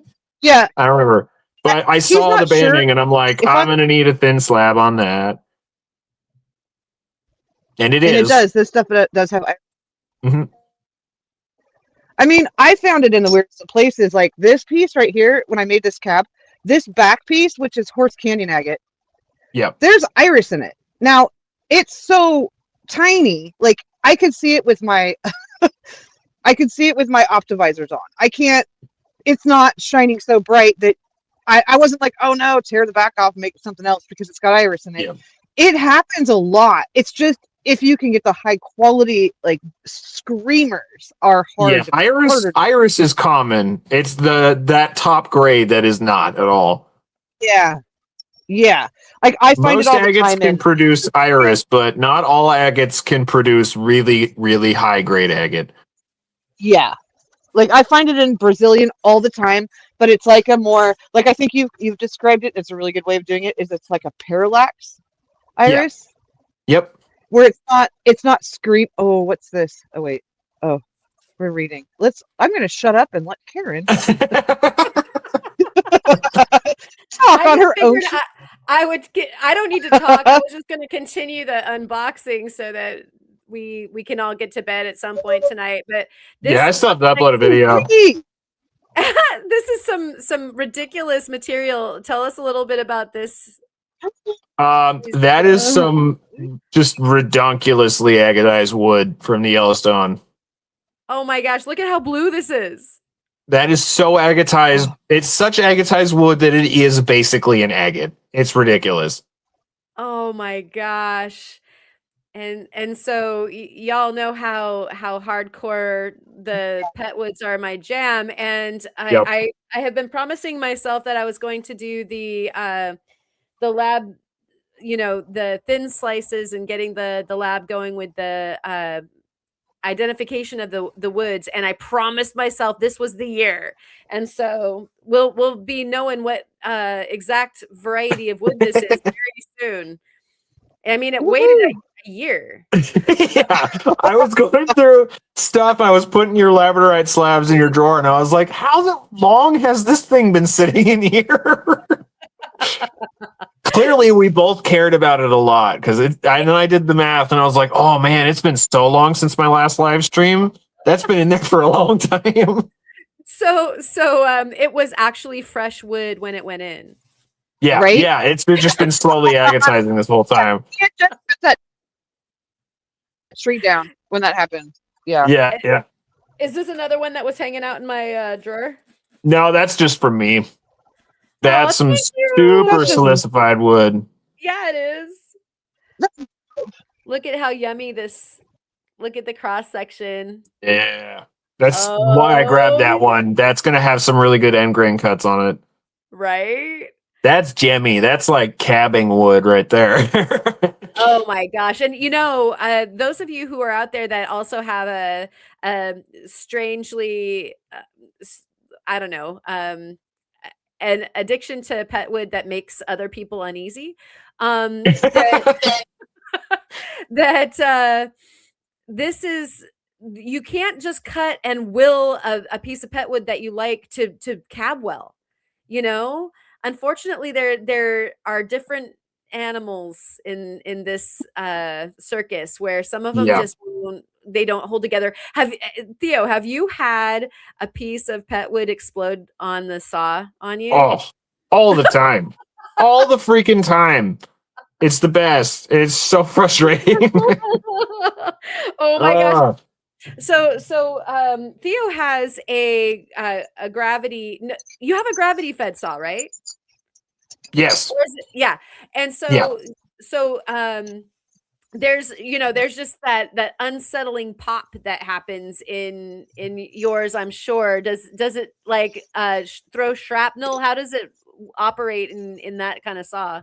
It's pretty good. It's got like a shield guard that covers pretty much the whole thing, or a blade guard. And it's hooded, so I just hear like random tinking and crumbling sounds, and it's actually not bad on that saw at all.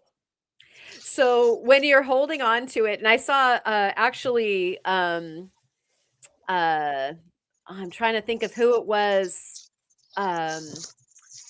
Somebody had a video where they had a piece of pet wood explode on them on the 10-inch saw. Oh, it was Kurt. That's right. Yeah. Fine. Like that. I'm getting up. That happens to me like once a week because I cut a fair amount of pet wood, and it is so freaky. Like it is that day, and sometimes it'll end your blade because that's a good way to like bend a blade. I think the first time I had to replace my blade was because of a piece of agatized wood. Actually, it took a chunk out of my blade. Ooh, Yeah, it was rough. Scary. And so, hello to you, Meg Mac. She was waving at me. I wonder if she's coming or going because I thought I said hi to her before. She was here earlier for sure. Ooh, And so, fun. Jurassic oyster bed, shell fragments, and a belemnite in here. Oh, tonight's the night for belemnite. It's a vellum kind of night. I'm gonna sing you a Yeah, song. so that little crystal right there, that like slender crystal, Uh-huh. that's a belemnite. Yeah, this right here, right? That we're looking Yep. at. That's the Yeah. belemnite. Yeah, the slender That's- crystal. That's I mean, because they're like completely crystallized from that exposure. yeah, look at It's that. nuts. Wait. I can help us look at that even better. It was I have a tool. just so like Yeah, look at it. It'll glow. 3D. I thought you were just making jokes. Sorry. Oh yeah, no, they're like full on crystallized. Theo does not. I am the most serious person who's ever serious. Yeah, look how transparent they are. Listen to you seriously right now. I am so seriousness. So is that calcified or what? I don't think it's calcified. Magnetized? They don't react to muriatic in any way. I don't know what they're permeabilized with, but yeah, no, they don't react to muriatic, which kind of rules out any of that whole calcite group of rocks. But yeah, they're like Cabot, Karen. they're kind of a fibrous structure almost. When you see one on the end, like the end grain structure, they're weird. They're really weird. So like in there. Oh, we can look at this underneath the microscope. You know, I might actually have to we could maybe face just a tiny bit so that we could see into it. Yeah. Yay! Yeah, do it. Or I can send you more. I have lots of belemnites. Well, yeah, if you say that there's more to dude. then I can do this one. I And have we can so have many. a look inside. Yeah, because that wouldn't take very long to just do like a little facer on the cab machine. Yeah. Just for the Yep. little guy. Yep. Oh my I God. polish them every now and then, and they're freaking beautiful. Wow. Let's make that wet really quick for all of the oh no, that's the floor cleaner. Stop it.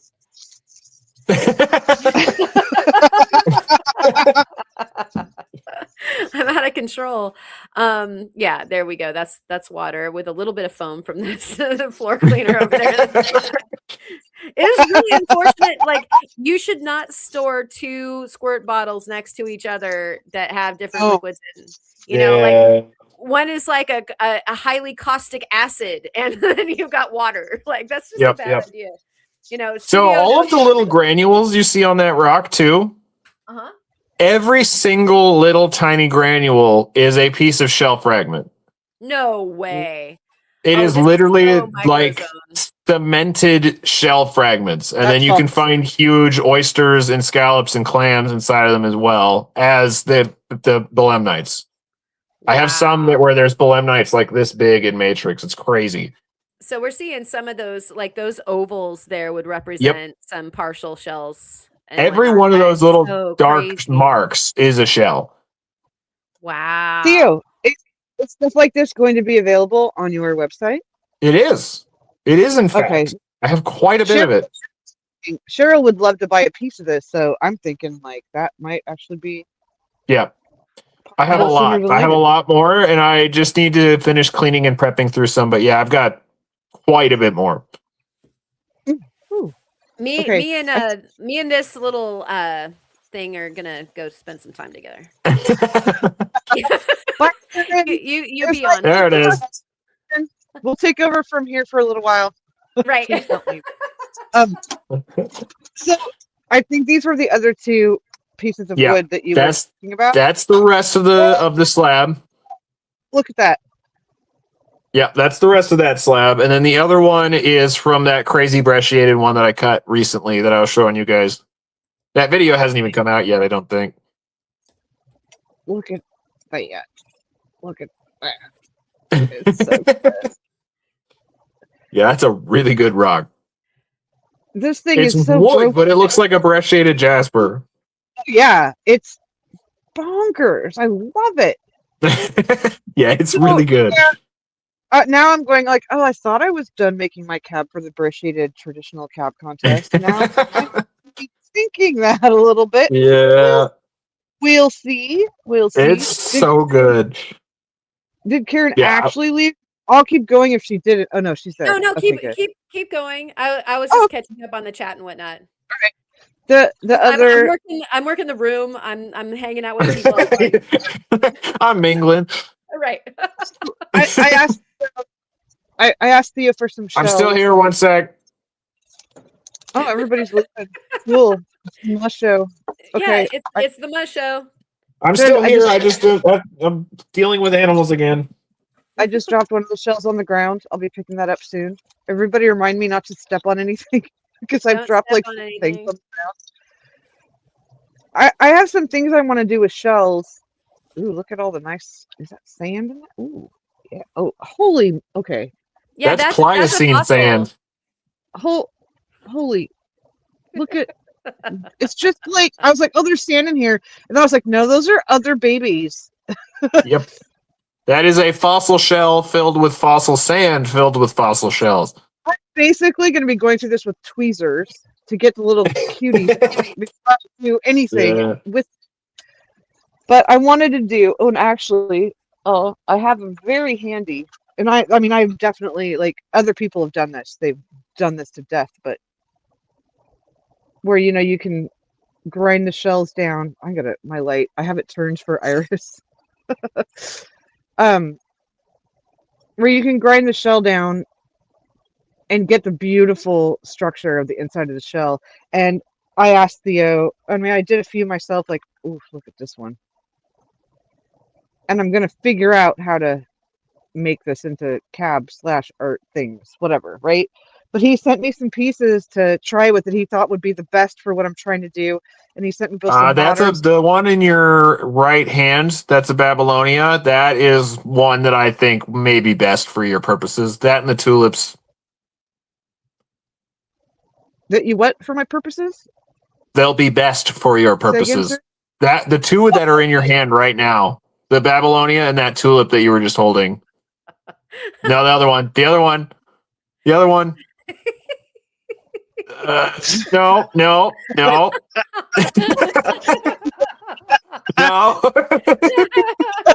We'll get there. Left, not in the bag. Far left, not in the bag. Middle left. Yeah, you were just over it. No, far left, not in the bag. Yeah, that one. Those two, I think, are going to be best for what you're trying to do. Okay, cool. But Those so are going to this have is big chambers. this is the old friend, and this is the new friend. Yeah. Yeah, they're different species, but they're very similar. Right, but like one of them is modern and the Yeah. other is not. You'll So have a what fun little surprise if you put that under a black light, by the way. Oh, let's see if I can locate one of those. Let me see. Oh no. Oops, wait, hold. I'm just looking at that other screen and Karen's just eyeballing her own stuff while we're doing this. Seriously. My band-aids are very distracting. Yeah, the fossil shells will fluoresce with their original coloring. I'll use my not Oh, Band-Aided. I love that feature of those fossil Look at shells that. so much. That's so cool. Isn't that awesome? That's like the best thing ever. I played for hours after that first box of Apparently- those that you sent me. Well, I yeah. swear, Oh my that gosh. was so It's the much best. fun. So I have a whole video with Derek that I have yet to finish. I need to get that done, where we got to go out to private land in Florida. And it was where they were tilling the ground to make canals. And the end result was that there was just these huge mounds. And we got to walk the mounds. And I literally have a 5-gallon bucket overflowing with those fossil shells. Wow. It was amazing. know I how need to actually finish that video. Wow. I don't know how to do this so you can really see it. Sorry. I don't know Yeah, what that's I'm all doing. right. It's my first day. Karen, that's me pushing you toward Turritopol. You've been stuck. If that wasn't bet. obvious. Yeah. So here's the You've been shoved Turritella, there. and It's stealthy now. this is very magnificent. So you all, if you haven't been over at the Discord, Holy moly! they wouldn't know what the turret opal is. So do you want to tell them what that is, Mr. Theo? Yeah, so I made Oh, and your camera's off. Do you want to be on? oh yeah. Yeah. I swear I'm gonna I used to do this during the podcast all the time too. Yeah, you Like did. every time I get up for any reason, I just come back and just start talking and don't even look. Okay, I'm back. God. So I made a Spencer Opal triplet as you normally would, except the backing was not dark. It was a Turritella agate. Wow. And if you place the opal right over top of a shell and then grind it super thin, it becomes transparent enough to where you can see the shell through the opal. So what you get is a perfect Turritella agate shell that has color play over top of it. It's the coolest thing ever. It really is. I was so It's super cool. yeah. Yeah. I was bewildered by the first one that you did. I couldn't believe that was a thing. Yeah, it's awesome. And I Yeah. sent you some Turritella to cut, but you were dragging your feet, so I was like, I'm just going to send her a slab. There's no excuses anymore. So let me interpret dragging my feet. Like I was getting dragged by the bus that I had been thrown under by all the work that I had to do. I was literally being dragged by that. That was how I was dragging my feet. So it's not a valid excuse. I know. I'll be making time for this. I picked that slab specifically because that center shell that you just had, that's like tailor-made for that purpose. Like that's going to be so good for a turret opal. Right? You guys, this is gonna happen. Hey, Randall's here. And so yeah, I'll be making that soon. I'm affording some time. And now I've got backup. Sometimes when you have a little bit of a material, you feel a little too pressy about it. Yeah, no, I get that. Yeah, I like it. So if I ruin it, I've got more. If it's the onlyest, you won't do anything with it. Yeah. Right. Oh, here's well, there's more where that came from. I think we were looking at the Muzz one of this one. There's more Turritella slabs. I have lots of Turritella slabs. All the Turritella slabs. It's like you opened up your jacket and there was like a lineup of Turritella shells inside. I'm inundated with slabs surrounding me everywhere. It's very distracting, actually. Look, they've got that same line in them. Yeah, yeah, we do. Wait, hold on. Bring it back up. Bring it back up. Rocks. I was getting it wet so that you could see it better. Twinsies. Come on, Light. Don't be like that. That's just rude. Oh, there it is. Yep. There it is. 100% the same friend. Twinsies. Aww. So excited. Now it's going to be hard for me to harvest this rock. I'm like, oh, but you're the same. That's okay. We just all three, because I have a slab from that still too. We just all three need to make ourselves a piece of jewelry from it, and then we'll be like the sisterhood of the traveling Labradorite. Or like I make one. We'll be the Labradorite sisters. For me. I would rather do that than pants, you guys. Pants are so overrated. Yeah, who needs them? Who needs pants? Yeah, pants. You can take your pants and. All right. So let's make somebody be the superstar. Hey, look at. What do we want to look at? Name a rock, and I probably have it within arm's reach. Name a rock. One sec. You want to see some friggin' crazy high grade Mexican lace? Oh yeah. Oh, cray. Yeah, I should have told you to pop some of that in my box, but you can pop some in the next box. I actually am super low right now, which is one of the reasons we're going to the rock shed on Monday, so I can get more of these because I need more. I am so low right now. Roger that. Yeah, so stay tuned. I'll have way more stuff. And again, you guys will get first dibs because of nepotism. Let me just say pre-order. Yeah, pretty much. Yeah. Okay. I just almost spit that apple juice I was drinking out. Yeah, that's clearly it's so spit out just now that it's got a little foam It's head on apple it. juice. This over here. This. So Karen, Those must have been delicious. that's the other one that I was telling you about that I tripped and it just somehow magically landed in your box. That's Wow. wood. That is insanely fresh shaded wood. Yeah, sure. You bred fell. Wow. Yeah, you've got a piece of the potato too. Yep. Oh boy, that's so it is coming across on the camera, but with my naked eye, this blue is really quite outstanding. Like it's blue. Yeah. Some of those brush shaded woods in Montana get just insane blue. They're so nice. So, hey, isn't there something going on over on the Discord that has something to do with Breccia? I think so. There's the traditional cab. Putting that out there. Yeah, just casting out into the water.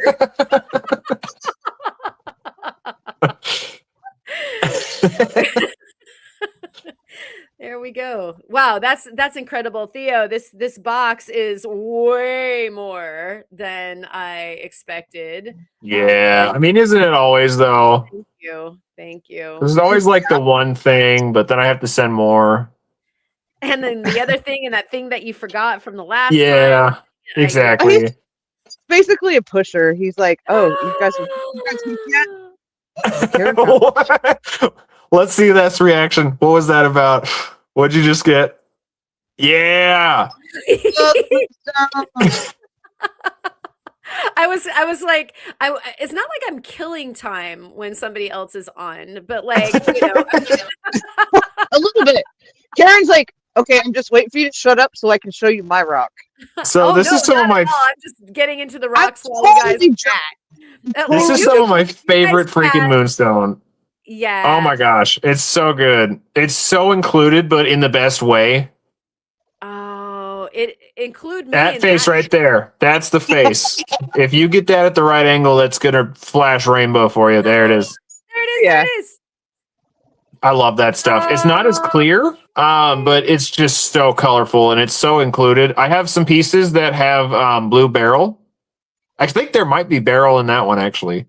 I thought I saw something earlier at a certain angle. If you see a blue rod sticking into your rock, that's blue beryl. Yeah, like according to the camera, there's actually some at the end of that black. Is the black mica or schorl? I think it's mica. So can you see it? It's like kind of a teal color there. Yep. Oh, yep. That's beryl. Yeah. Oh, get all the way out. 100%. That's why I love it. It's not as clear, so people overlook it a lot, but it's freaking moonstone, rainbow moonstone with blue beryl. That's that's that. Yeah, that's the other side of it. That's the other side of it. Because it's right there. That's cool. Yeah, it's a through and through, you guys. Yep. Oh my gosh. Moonstone with blue beryl. Oh, that's even better. Like I don't even know what I'm most excited about with all this. Yeah, it's so nice. Okay, Reptile Z has a question. Does it cut or crumble? The moonstone? Yeah. I'm assuming this is about the moonstone. It cuts great. It cuts so good, actually. Yeah, because he's up here going like, that's nice. Yeah, it's really nice. I think I sent you pictures of some of the cabs I made with it. It's really solid. I would say the Labradorite is actually more crumbly than that moonstone is, which with how included it is, you'd think it'd be crumbly, but it's not at all. All right. Can I carve a bit of beryl out of that with an ultrasonic scaler? Asks the dentist. It's a dental thing, you guys. Yeah. Yeah, it's crazy. I have some that I refuse to cut because they're just like, there's just little spikes of beryl sticking out everywhere. It's crazy. It's so cool. So on Monday, I am picking up a bunch more of that. Please. And I'm Yeah. pre-ordering like probably sorry everybody. Like when he's Nepotism. bringing back, it's gonna come this way. So James, like Oh, you somehow want some? Sorry. never, got offered. Yeah. So James is saying Moonstone is awesome, and I'm gonna ring the bell for 17 months of being a member. Thank you so much for 17 cups of coffee, buddy. Woo! Oh, you know what this is, Ma? Oh, of course. Is it I've some saved it food? for last. Look, that is a fat chonker right there, sir. Yeah, I know. Pow! Look at that most perfectest little diplomatist ever. Aww. Good. So I am, because Theo is so wonderful and lovely and generous. I'm making him. Aw, stop, but go on. I'm making him a fish tab. It'll be similar to this. Oh, Yes. It'll be similar to this, but it's his little fishy, and like it's his little buddy he sent me, and he sent me some wood he'd like used in one of the frames around it. Yep. And I think you were gonna pick. I don't know what you're gonna pick what the second frame is gonna be made out of and send it to me. Yeah, I And I'm still gonna make haven't you a little- decided what. That's my problem right now. Like, I'm so indecisive.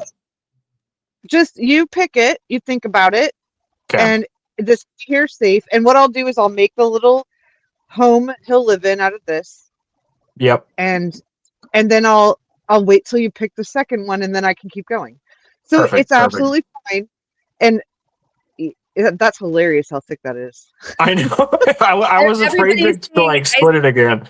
Everybody was saying No. ice cream sandwich. Yeah. So this is how I ship my fish, and I have never had a fish break since I've started shipping them this way. No, not to Ma, me. I've sent you like probably close to 30 fish. Have I ever had one break on you? No, I mean, look, just That's awesome. That actually makes me really happy and tells me that that's a good way to be shipping them. yeah. And then I don't leave them like that until they're in an immovable place in a drawer system. Yeah. So My poop. So if you ever buy go fish from there. me, just know that they are shipped very, very safely. yeah, and I'm gonna right now put this up. But that's fun because you sent me some.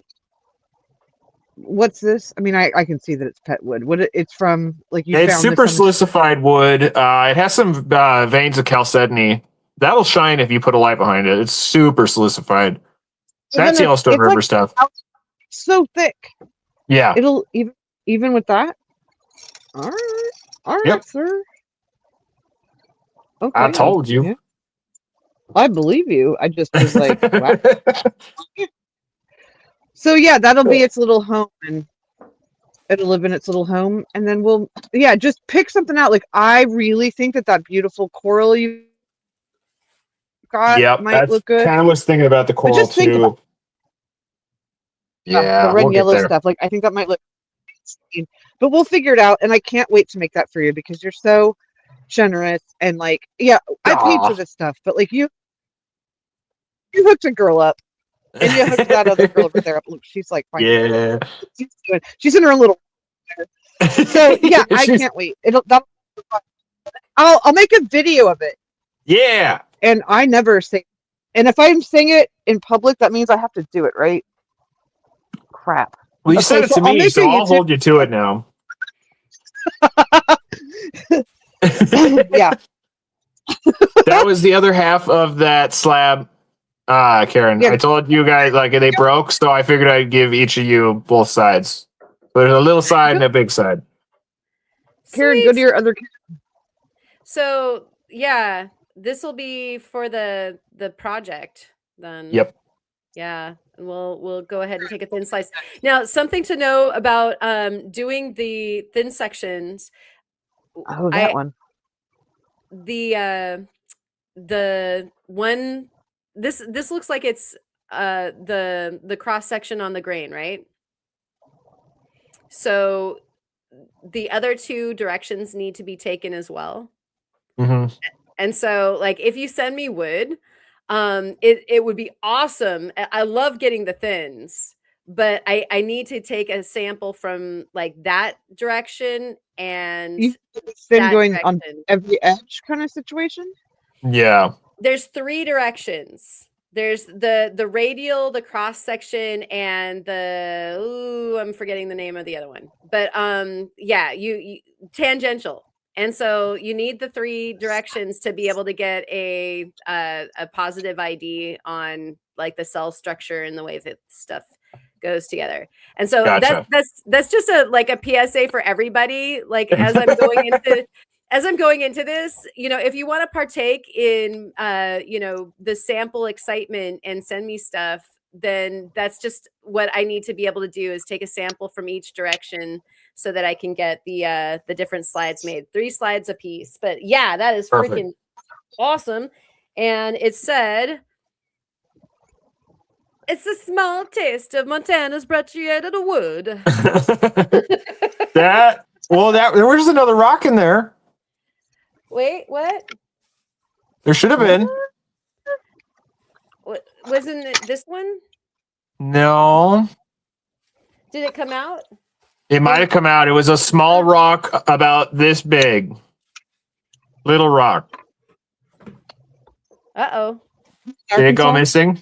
Or did I completely forget to put it in? You probably forgot it. I'd be so mad. I don't think I did, though. Oh, no, you didn't forget. It's right here. Yeah. There it is. Yeah. So what's this, Theo? Get it wet. Okay. That is fantabulous. The water and not the floor cleaning solution. I mean, you can use either. Yeah. So that is ridiculously brachiated wood. We call it jasperized wood. Uh-huh. Because it's very silicified, but it's more there's little patches that are more woody, but some of the wood structure has been replaced by more of a yellow to orange to red jaspery structure. So it'll still have the grain, but it's going to be like vivid red. Yeah, so we're orange and yellow. Up the grain lines right there on a very ebonized wood looking kind of presentation, and it looks like the gold is following some of the fissures. Yep. Perhaps. Oh my gosh, this is going to be so fun to cut. Like, how am I not like loading my saw right now? Yeah, that's a small but mighty, as I call them. Oh yeah. That's going to be really good. Wow. And it has some chalcedony pockets in it too. So I lovingly refer to these as trifecta rocks because on the Yellowstone, we have the Yellowstone trifecta, which is the 3 rocks you want to find most, which is Montana agate, petrified wood, and jasper. And the Yellowstone is amazing. So every now and then you can find all 3 in one rock. And that's what that is right there. Heck yeah. Oh my gosh. And so, all right. Are things like this going to be available more? Yeah. Yeah. Yes, they will. Please, can I cut it? Please. Yes, Yeah, there's definitely more. I need to run and cut this. Like, you do know that the second you cut it, there's more than one. So you've already created 2 pieces, and then you can at least do something with one half, right? Well, you know how these things go. Like, I cut when I know I've got more coming. There's more. Right. Yeah, no worries. There's more. I have a lot more. Because, like, do you see this little one-eyed dude grimacing at you right now? Yeah, isn't that weird? Oh, yeah. Don't cut me until you know you got more coming. Yeah. No, there's more. There's definitely more.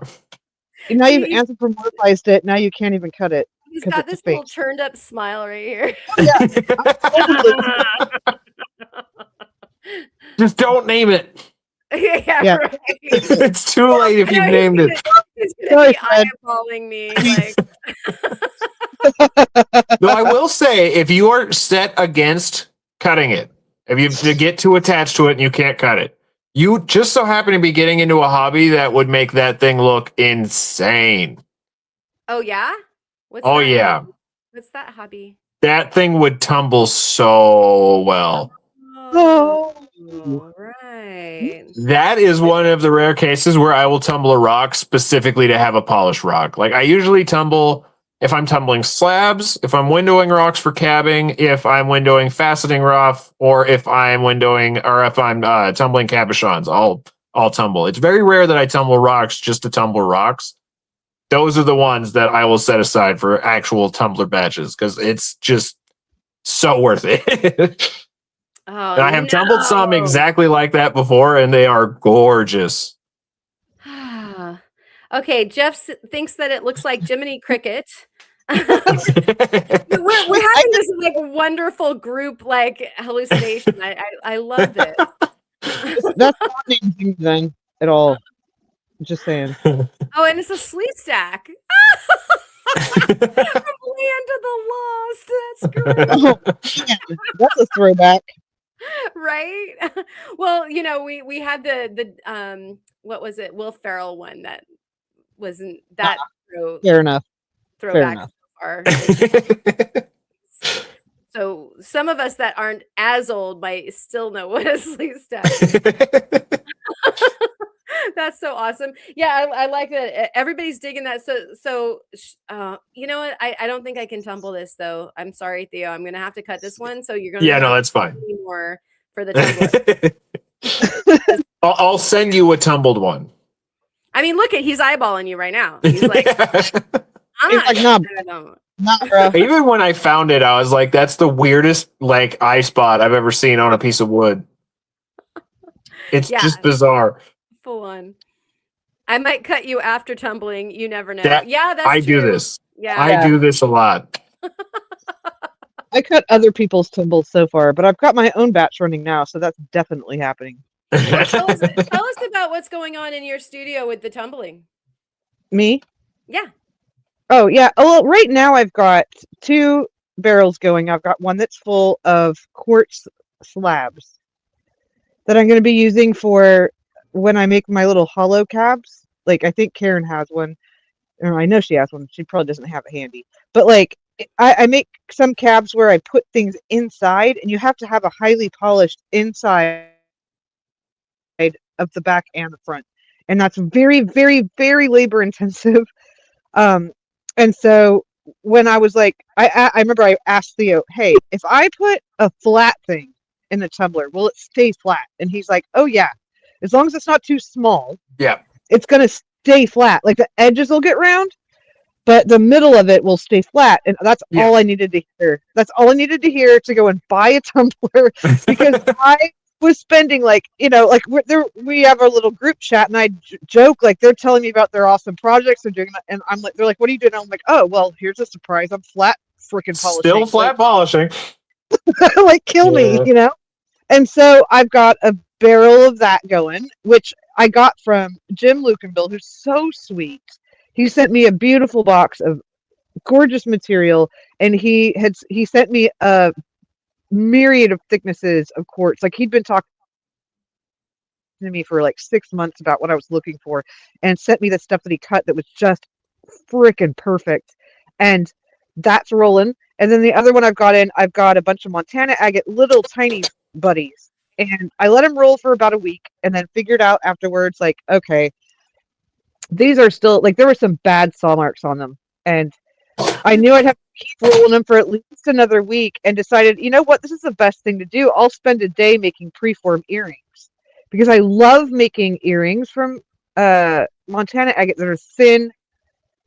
Basically just like, they're just a shape. Like you make a triangle or you make a semicircle or you make whatever shape you want.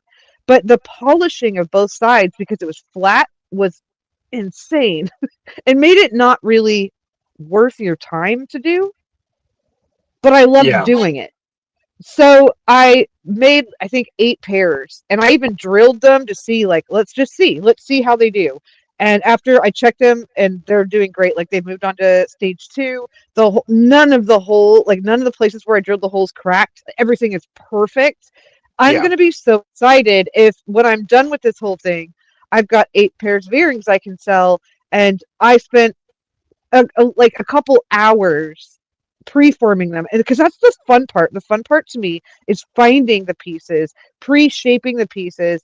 The tediousness I could really do without. So I'll let my tiny rolling robot do that for me. And it will. I can tell you from experience that it will do just that. So So that's what I'm doing.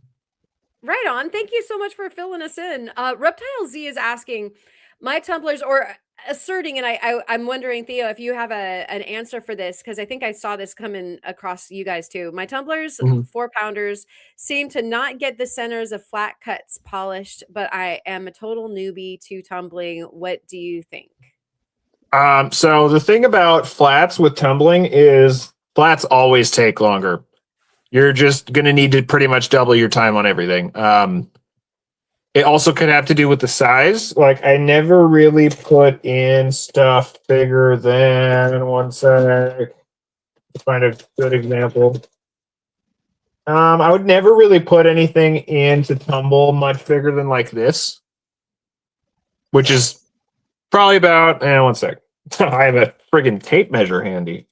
What? Ooh, It's about 3 inches. This is actually, wow. Good job, me. I even said this to you, Ma. I never go above 3 inches. Yep. That's perfect exactly right there. This is about as big as I would go, because the bigger it is, the harder it is for the tumbling action to actually wrap around the corner to reach the surface. It doesn't do a whole lot of shaping on the face. So the other thing is to make sure that it is nice and, like, it can be scratched up from like an 80 grit, but it needs to be dead level because you will not have any shaping going on in that center phase. So when I'm doing slabs, I'll usually give them like a week or two in step 1, and I almost always do another 2 weeks in step 2. And honestly, depending on what I'm working on, I will usually opt for 2 weeks in step 3 also. They just take longer, but you got to be, if you're patient, they will come out great, but they definitely do take more time. And that's the thing is that I ran my quartz for 1 week and then showed Theo what they look like. He's like, yep, those are ready to go on, But my Montana agates, they had to, like, and they were much smaller. They're on their, well, they ran a full 2 weeks on stage 1. Yep. And so, and now I'm like, I'm even letting, I'm having to run my quartz longer at stage 2. So now both of them are kind of caught up. Like, maybe next Wednesday I'll get to move both of them on to stage 3. But I've been trying to learn from Theo, is like, when are they really done? Because I looked at my stage 2 quartz and thought, oh, they look great. And he's like, are they doing this thing? And after much deliberation, they were not doing the thing that needed to happen. And I begrudgingly was like, you know what? I don't want to half-ass this. I want to actually. So I'm going to let them run longer because it's worth it in the end. Like, I'm going to have like 30 pieces of perfectly usable, pull them right from the immediately usable. I want to do with them, and it's going to take it so where if I'm making, like, let's say I'm like, I want to make a hollow cab and I want to put this cool stuff in it. I know that's a weird thing, like, not everybody's doing that. Nobody's doing that, but like, it's going to save me 2 to 3 days of work at the beginning of when I can't even start building until that's done, And this is why I started tumbling flats to begin with, was because I was so sick and tired of polishing iris agate. I was like, okay, I got to figure out how I can tumble these things, because I'm just losing my mind trying to hand polish all of these iris slabs. It is miserable. So. It is. I call it hell on earth, because it's like you're just trying to get it to where it's ready to go to the next stage, and it's so finicky. It's just one little thing wrong, it's going to ruin it. And it was taking up all my time. So I understand. Like, it's miserable. I will gladly run a thing for 2 months to not do that, And I average about 6 to probably 9 weeks on my flat batches, which is way more than your normal tumbler batch would run. So here's the thing about tumbling that is going to be the biggest tip that I can give anyone for tumbling. There is no such thing, except for very specific things that honestly, for the most part, you're probably not running anyway. So I don't worry about the exceptions because they're very, very specific. There's no such thing as tumbling too long. In fact, it's one of those weird things where if you go too long with it, it's just going to get better. So if you can delay it for a step for another week, do it because it's going to just make the whole thing come out better. Right. Even when I'm doing normal batches of rocks, I always do like minimum 14 days on my step 3 because that you can count your pores in your polish when you're done. It makes such a big difference. And that's the kind of polish that I want. And it's like, even Yeah. like I was on my, like I said, I ran those Montana agates for 2 weeks in stage 1. And there was just on a few of 2 pieces of the earring preforms I'd made, I could still see scratches. Well, I just took them to, I asked Theo, what is the equivalent? Like if I polish this on my flat lap just to get rid of like that texture that's still there, what do I need to do to so I can move forward, you know? Yeah. I was like 600. It's going to sound weird when you're on step 1, which is 60-90 grit, but you're going to want to go hit that with a 600 diamond plate. And that's why your advice has been so invaluable, because I would have assumed, okay, and I know that like silicon carbide or whatever, it's a totally different animal than diamond. Like I get that. Anyways, but it's just it's a learning curve. Like I have no idea what I'm doing. Goodness for you. It's a new language. Yeah, and I'm learning. And thank you for that, because that's the thing is like I'm not gonna hold back the entire batch because 2 pieces are messed up. I'm gonna fix those 2 pieces manually, and then we can keep going. You know? And I think that's a cool tip too. If you can like fix a couple pieces. Yeah. 406 finding is it 406 finding is in the house. And does right? It's good to see you, man. Does anyone use a vibration tumbler? I've been looking into one. Me too. I do not own one, but I soon it will come. Soon. I know somebody who just got one. I do too. They're so excited.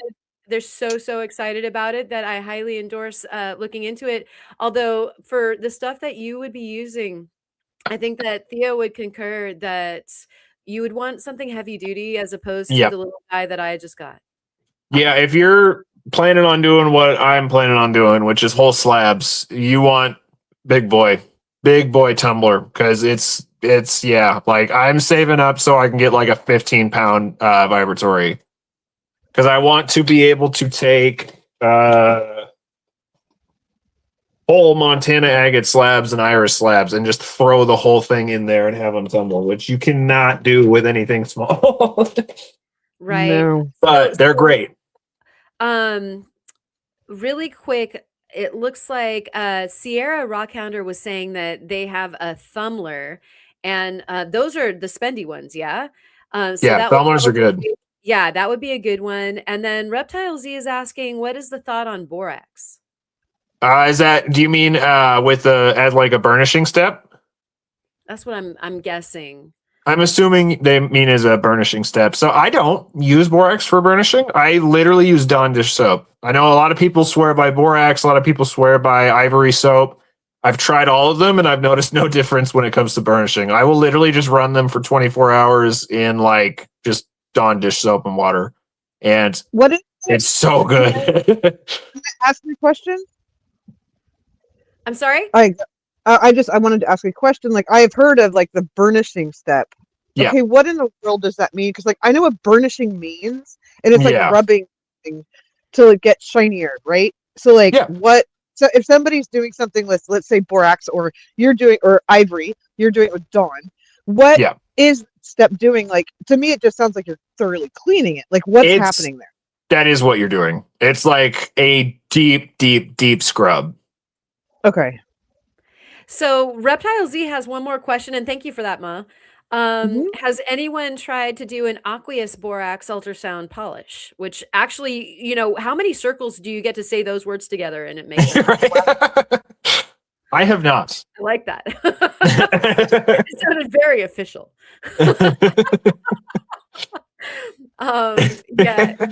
I was looking at that, the Ultra Vibe 10 with the blue band across the barrel, like really, really, really wanting to press shopping cart, and I Yeah. just couldn't yet. But I'll be pulling the trigger on something like that soon. I could have gotten a double barrel Lotto for a great price, but I don't have the time to use a Vibe tumbler. The Vibe tumblers are fast. Quicker, right? They are fast. Yeah. They move through material a lot faster. They do way less shaping, but they do cycle through stuff way faster. So He might just mix that up. Is he saying? I think he's trying to say a double barrel Lortone, maybe. I don't know. There's but Lotto yeah, there? Is it? I think Lotto is I think vibratory exclusive. They might have rotaries though. Yeah, Lotto is actually the one that I want. right. And from what I understand, the time is going to be like a third to a quarter, and then also the as Theo was talking about the shaping, you're looking at a little bit more preservation of the sample. Yeah, and no, they shape way less, like to the point where you can do carvings and throw them into a vibratory tumbler and you won't lose your definition. If you want a bunch of shaping done, it's better to go with a rotary. If you just want whatever you're putting in to come out polished, it's best to do vibratory. But again, there are exceptions to both of those things. It depends on what you want, and some rocks need one over the other. Like the slabs you can do. The calves, like I do, I probably wouldn't be able to do that process with a vibratory because they shape less. So any of those like ridges or deep gouges probably aren't going to get removed the same way. So it just depends on what you're looking for. They're really, really good, but there's applications for both, which is why I want one of each, because they both shine in different fields. Yeah, they really do kind of work a different niche that you need done. So, they're different tentacles on the octopus for sure. Yeah, Thanks exactly. thanks for joining us, Reptile Z. And it looks like 406 Travis is saying vibes do a fast polish and less shaping, which is a good kind of thing to think about depending on what it is that you're trying to do. Like the tumbling that I'm trying to do on opal and on like fire opal from Oregon and the Oregon sunstones is to get them to a point where I can see their value, see where their cracks and crazings are and things like that. And so I want to keep as much of the stone as possible. So the vibe makes so much more sense. Whereas if you are like trying to look for a cab situation or something like that, then you want the more shaping. And so the tentacles. Yep. No, they're great. I think honestly, if you're gonna get into tumbling, this is a super stupid statement because it's like, I know they're expensive. This is why I don't have one of each, but you really, really should look into getting one of each at some point because they both serve very important purposes. I make this recommendation without having one of each, to be clear, but I want one of each. Stop at one, right? When you really need is one of everything. Just get everything. If you want to get into rocks, it's really important to have every tool. Don't even bother until you can afford every tool. If you're a beginner, it's important to have an 18-inch slab saw and a sphere maker or some other thing that you probably won't use except for like twice a year. That's the thing is, like, if I could afford it, I would have gone with a vibratory because of the fact that I don't want it being shaped. I want it to come out exactly like I put it in. But it's more like, okay, $200 versus $7, right? You know, it's like it's crazy how much more expensive the vibes are. And I mean, and I get it. It's you have a lot more control. It's kind of like you can pick exactly when you're putting it in, and exactly kind of it's going to look negligible when you pull it out as far as like what shaping has happened. Which could be good or bad. Like with your cabs, not so helpful. But for carvings, it's like I already want both. Like I already want both. Like Karen's just been talking about what she's doing with hers, and I'm like, what? So it's like, yeah, and like they do have affordable. So they're smaller scale. So it's like, what do you want to do with it? Yeah, exactly. No, I want one specifically so that I can just dump my entire box of iris agate into it and let it go. Polish feels every like- iris slab. It feels like a really good investment for you specifically. Yeah, I know I need one really bad. And carvings, being able to carve stuff and not have to polish it myself. Oh my gosh. Yeah. Right? Well, that Yeah. was one of the reasons why I wanted to try the vibe that I got was Mhm. that I really relish carving. I I love love carving. and yet going through every single stage, you know, and going down to the toothpicks to get into the little grooves of Ugh. things, you know, because you want to do something that's ornate is Yeah, Yeah. just absolutely mind melting. It makes you It want to is. cry and like just go and get into bed and not get up, you know? yeah, it's brutal. It's really brutal. It'll put you in a depressed mood right away. yeah, And so the idea of like, oh well, I can carve something and I can put it in with like some small, you can choose like, you know, they have this beautiful tiny media that you can Yeah. buy that, you know, is slickery, but it'll do the job on your stuff. And you know, you can kind of put the filler in so that it's just your project getting zhuzhed the whole time. Yep, And exactly. yeah, I like the control. Yeah. Yeah, it's so nice. Yeah, I that's one of the first purchases that the website will be funding is a good, like, big vibratory tumbler. Been wanting one for way too long. Yeah, you need one, sir. I know. I know. I mean, but you also need a cabbing machine. Like, I can't believe That's- you don't have a cabbing machine yet. Like, Ugh. why Yeah, have you just- not been sponsored by some magical Why do I not place? have a I cabbing don't machine understand. yet? I'll tell you why. Because a cabbing machine costs more than the value of my vehicle. I know, I get it. And in Montana, nobody ever parts with them. They hoard them or use them or they get sold instantly. So there's like no used market for them here. It's so frustrating. So if I want one, it's No, got to be new. And I have giant spider hands. So it has to be the 8-inch, which means I'm looking at like $2,400 minimum. Minimum. Sucks. Right, because you want the Yeah. Novas on that. So Lurker Yeah. Troy is asking any suggestions on the final polish for the Labradorite, and would you like to take a moment with that, Theo? I use weird stuff. My what? final buff is a 100,000 grits diamond paste, and I love it so freaking much. It's my favorite. And I've been pulling up the polishes that I have with the Super Serum, and it does a dang good job. Yeah, Cerium's I- awesome.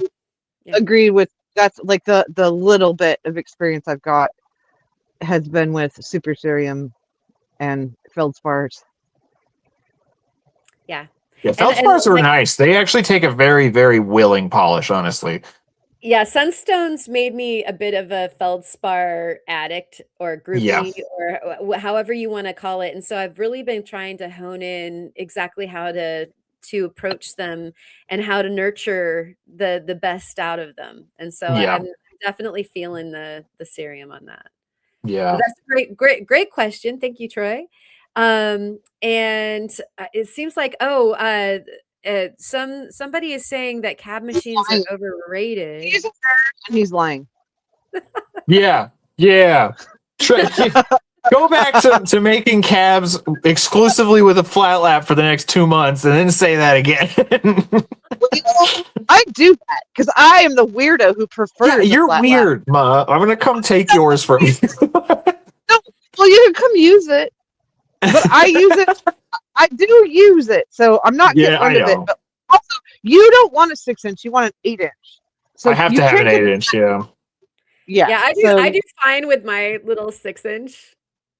Yeah, now my wingspan from pinky to tip of my thumb is 11 inches. So I literally my hands don't have room for a 6-inch. Plus, I tried you do using big- one once and my knuckles were bleeding. Right. Right, and also you want to do bigger things on it, like bigger. I do, yeah. actual I And care they're way apparently more about polishing smaller rocks than I do making cabs with a cabbing machine, if I'm being honest. Like, I I'll get make it. cabs with it, but I'm way more interested in face polishing rocks.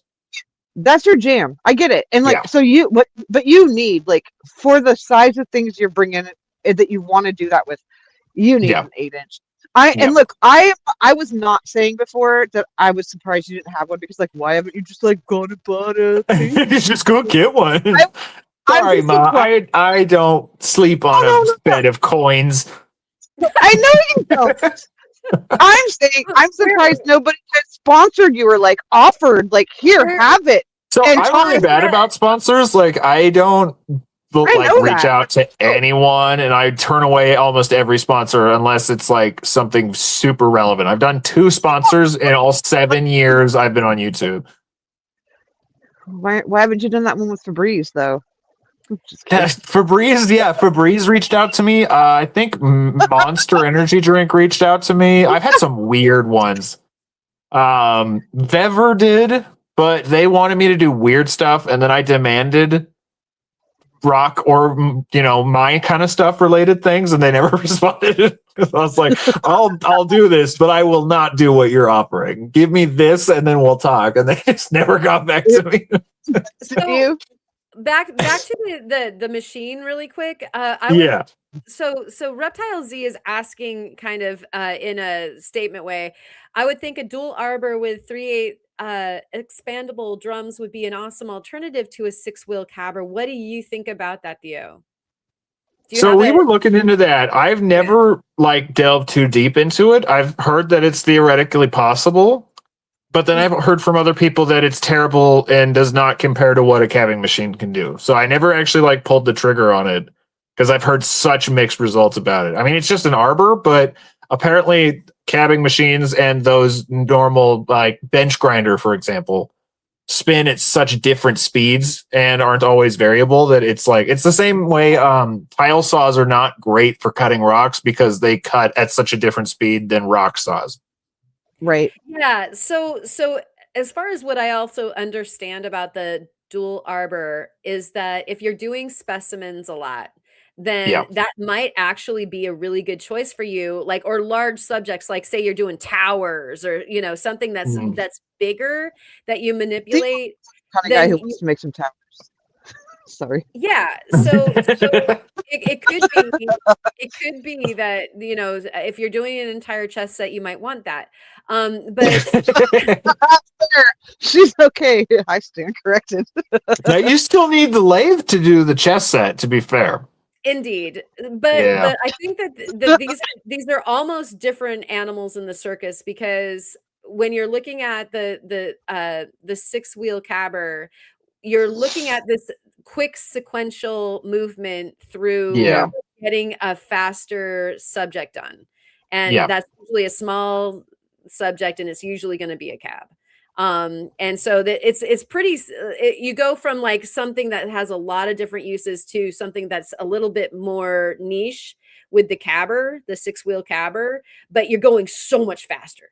So much faster. You don't have to change boom, wheels. boom, boom, boom, boom. Yeah. I mean, you literally, like, for smaller subjects, it's like, it feels a little dirty. Yeah, I know. That's why I want one. Right. And I have the most cursed friggin' flat lap in the world, so I just hate polishing anything. It's not a fun experience for me. I swear, man, we're gonna figure it out. And it's maybe not gonna be a problem. I don't know, man. I think it's just cursed because I've used other flat laps that work just fine. It's just mine. I love mine. I still love mine. Me too. Oof, I love it. Like, so yes, there's some. So there's 6-inch or 8-inch, and 6 is great for the majority of people. Yeah, I would say 80% of people do not need an 8-inch. Stop it! I know she needs to. She's on a timeout.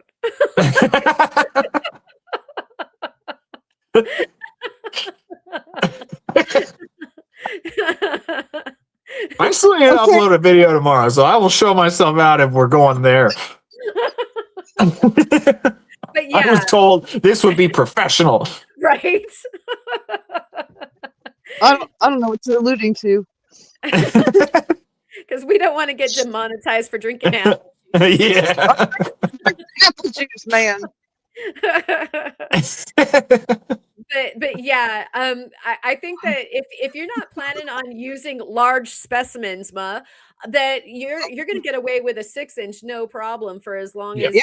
you're cranking through the stuff that you want to make. It's very much because of spider hands, or It because is. It's on entirely because of spider hands. Yeah. yeah.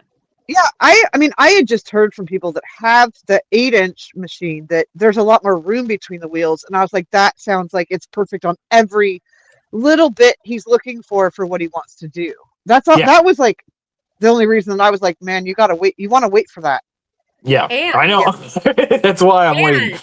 And the different brands have different spacing. Please, if you're shopping, look at that. Oh, okay. Because, yeah, talk Diamond about that. Pacific is going to be closer for some of their models with their wheel spacing. Like the 6-inch Diamond Pacific is so much closer than the Kingsley North that I have. Interesting. I've been How, looking like, into Cab King. That was Oh. one of the reasons why I did not get the Diamond Pacific. I could have, Yep. but I got the Kingsley North with the Nova wheels on it because there's hella spacing. I love it. Ooh, hella spacing. Hella. Yeah. I So can anyways, tell you can where I shop. grew up. Yeah, I think know, we right? Would like Oh, to get the Bay Area comes out sideways every now and again. yay! One of us. One of. Okay, I'll leave you alone. That's okay. Oh no! I don't know when that happened. My little man went away. Well, I think okay. I know it took you 16 minutes last time to design that, but I think you could probably do it quicker. Yeah, I think we Yeah, can shave our but, time down. Like literally, did you wear it off playing with stones? I mean, I don't get it. Like, how I did don't that either. come off? I don't understand. One He's sec. literally been I'm perfecting him. 1 second. He's been soaking in acetone this whole time. Right? He puts his hand casually to the left and well, he does always have CA glue somewhere on his fingers, so this I would be I literally do. soaking Yeah. in palm Raise your hand if you don't. Remember the soaking in palm olive crap? That's what Theo's doing. He's doing with acetone. Yeah. Right.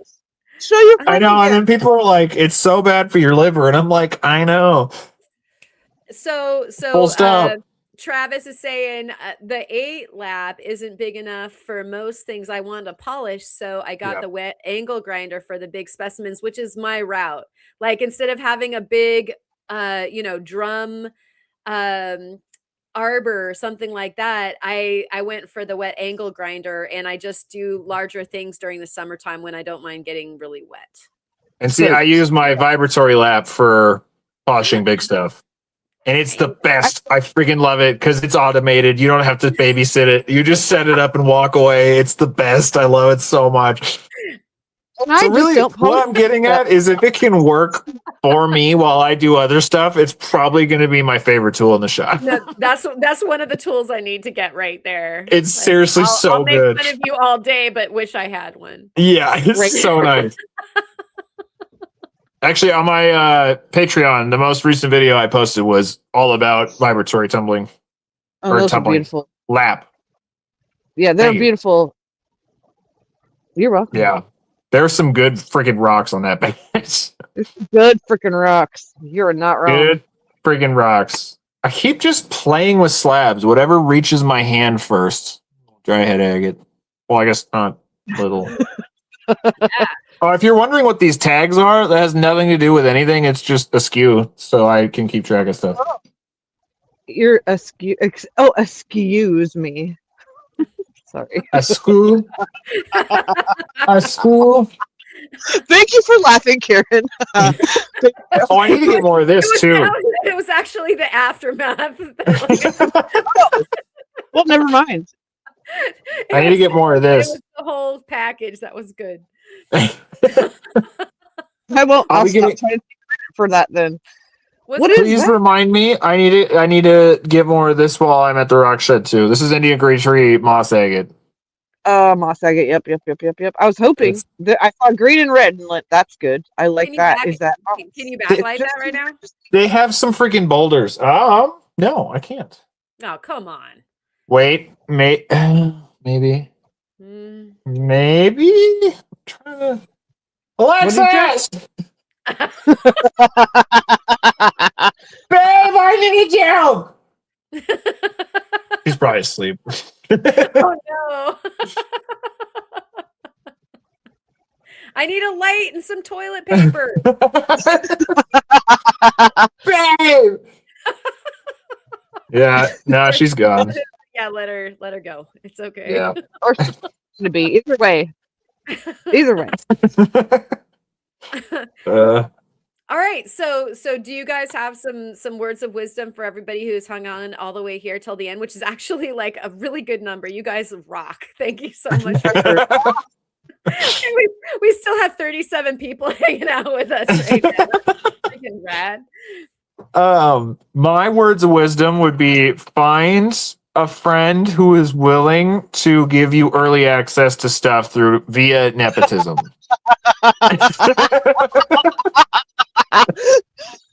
My advice would be to be a friend of somebody who's willing to give you early access. Yes, that's What about mine you, as Karen? well. Yeah, mine as well. Yes. No, but This episode was brought to you by nepotism. I want this chapter to be named "This Chapter Brought to You by Nepotism." By nepotism. Okay. So tomorrow while I'm going through the live stream, you guys have to remind me what the chapter names are. Oh my goodness. Okay, my advice would be learn all the cool things tumblers or anything else can do to be a tool to you and to be a service to what you're trying to do. If you can find a shortcut, use it. Just do some research, ask people with some knowledge, and then I mean, I waited a while. I had this idea in my head, like, oh, I think it'd be cool if I tumbled stuff. And then finally I asked Theo, like, will my flat things stay flat? And he's like, yes, ma'am. Yeah. And he showed me. They will. Like, he literally showed me, and like, I was still unconvinced. Like, I was just pulling things out of my tumbler and stacking them, like, are they still flat? You know? And they are. But like, try to find shortcuts to think, like, once you figure out what you want to do, see if you can kind of like cut your workload down a bit so you can keep being creative or doing this part of it that you love. If there's a part you don't love, is there a way you can do it quicker or whatever? And I think that that's like when you invest some money so that, because I can't tell you, I was spending most of my days flat polishing. I refuse. I'm like, I am doing anything else until these things are ready because I'm just like done. And just be curious and try things and ask questions. That's my advice. This is also one of the things that I talked to both of you guys about before you got your tumblers. It's like, I think everyone sees tumbler and they think round, shiny rock. But there's so much you can do with tumblers. Tumblers are amazing tools. Like, you can do great things with tumblers. Yeah, my tumblers are right now just for being able to see into the rocks that I have to see what value I have for faceting. Just windowing for faceting makes a tumbler worth it. Way, because I literally have thousands of sunstones to grade. And you know, it's gonna take days, maybe even weeks off of the time in which I'm going to be spending spying on these things to it's the best. To the good ones. Yeah, it's seriously necessary, and I've been meaning to get to it for quite some time. And Sierra Rockhounder is saying, how about rich friends with cool toys? Well, we like those too, for sure. Absolutely. I don't have any of them. Yeah, and Tara's Treasure is doubling down on that. I have the best lapidary lab. It belongs to friends. Very generous friends. There you go. Lucky. Yeah, that's a great way to get into it for sure. And Thank you. I don't know if I said hello to Resort Dog when you came in, but thank you for joining us. And Reptile Z is saying that the rock hounds are the most down to earth. I'm just saying. Oh, dude. Heyo. So before I landed on the rockhound niche on YouTube, I made videos in a bunch of different niches, and yeah, no. I also frequent a lot of different niches on YouTube just as a viewer, and just it period out anywhere on social media, rockhounds are the best people. Like period, full stop. There's no group quite like rockhounds. It's so true. It And is. It is. It's a unique group of folks. Yep. yeah, I'll throw and some shade. You want to know which one out of all the groups I've been a part of was the worst? you're gonna diss Tell on me. my show? Go ahead. The woodworking niche. Woodworking? Oh my god, I was gonna ask. I thought maybe Woodworking. it was. They Yeah. look like they might be jerks to each other. Aw. Oh no, they'll berate you for using your own stuff that you paid money for in a way that they don't agree with. See, that's just dumb. It's like, gonna oh well, be I the- guess if you wanted that done, you should have bought it before me. Wow. Yeah. Meg Mac is saying share your shit. And so, I really like that. That's a word of wise. Yeah. I think really, really, really, should just come before anything else is Yep. that if you're enjoying it, then share it. I Yep, like it. 100%. Yeah, that's what you got to do. I mean, I'd be nothing without help. So, yeah, like people sharing what they're doing and how they figured it out. And like, I don't need your secrets, but just your basic stuff. Like, share your basic Even stuff at secrets, least. man. I hate that so much. That's like one of my biggest pet peeves is when people friggin' gatekeep information. So if you ask me about anything that I do, I will tell you the exact process, and I don't care if you start becoming competition. Like it's gatekeeping of information is one of the quickest ways to piss me off. Well, we're all standing on each other's shoulders. Like we wouldn't be where we are doing the things that we did if somebody didn't share with us. And and so it's your responsibility to give a hand up to the next person. Or even if you're like me and you were not a part of the community when you were learning all this stuff and you had to fumble your way forward to learn all of this stuff. I want that information out there so people don't have to go through all of the trial and error that I did, Like it just makes everyone in the community better if we're just I hate gatekeeping information so freaking much. There it is. Yeah, there's my words of wise. Don't be gatekeeping though. Don't do it. Don't do it. Don't be doing that. Don't let Theo be catching you doing it. Don't make Theo disappointed in you. You don't want that in your life. Anyway, so to wrap it up, at some point we're gonna see a website drop for you. Yeah. I'll probably come on here and talk about it before it actually fully launches. We'll get there. We'll get there. But I'm inching my way closer, but we're not quite there. I'm not frauding or anything, but I do know a little piece of information here that the folks that are part of your Patreon are going to be able to have an open door initially before the general public. Can you talk about that a little bit? Yeah, if you are on my Patreon, whether you're a free member or a paid member, you get the first week access to the website before it actually goes fully public. So when the website is done and published, Patreon gets first dibs for the first 7 days. This is going to be something. Yeah, this is going to be worth it, I think. Yeah, I think so.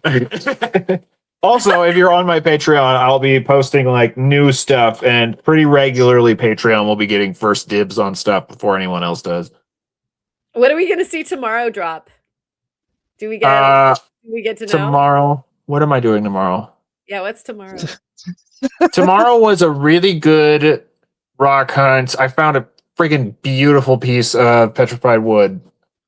Mellow, really nice sunny winter rock hunt. Very good Yellowstone River rock hunt. And then more rock cutting next week. And what time exactly is that going to drop? 10 a.m. on friggin' Saturday. Mountain Time. I don't know why it's so hard to say. Every week, every Saturday at 10 a.m. Mountain Time, I post a video. So if you're wondering where the Theo video it's Saturday, 10 a.m. Mountain Time. Yep. Every week, forever. Bar none, ever and Yeah. ever. Set your clock until I die or YouTube dies. Yep. Muddy River Lapidary is saying that they'll have to chat with you on Discord soon. Sounds good. All right, so yeah, we're over there on the Discord, and you can find Theo over on the channel. That is so hard to figure out because Alexis, I need a light. She just came out of the room. It's your name. I need a light, quick. You can find French onion soup over there on Theo Kellison. Alexis, quick! We're signing off. I need you. And then Muh is over on Muhlandia, and so if you need to find Muh over there on the YouTubes, then you can go ahead and search for that. She's got some content up, and you can you can get that like subscribe and like and whatnot. What were you gonna say? I'm just trying to pop into the chat and see if I can put up no. Goodbye. Okay, here we go. Wait for it. There we go. We're waiting. Nice. Wow. I got a backlight. It just took a while. Oh, snap. I need some of that. I'll have a lot more come Monday. I regret only buying like 2 boulders. I need more of this stuff. Yeah, you definitely need to get more of that on Monday. It's really good. Yeah. It's like all of the good things that you would want in a moss agate. It's so nice. Sorry. Didn't mean to derail stuff again. No. That's what you're here for.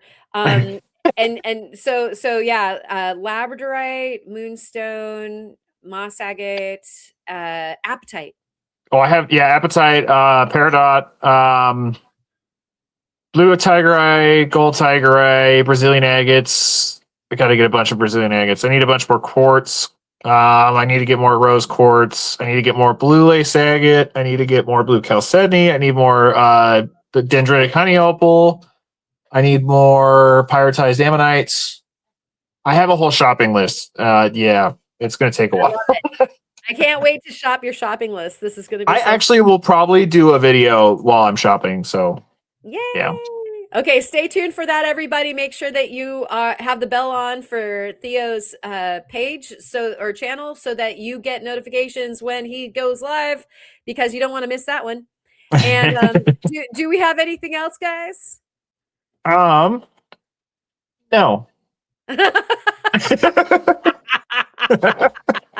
No, I don't.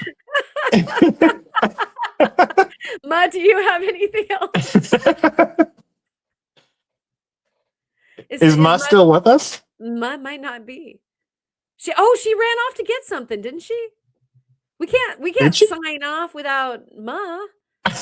She just comes back and we're gone.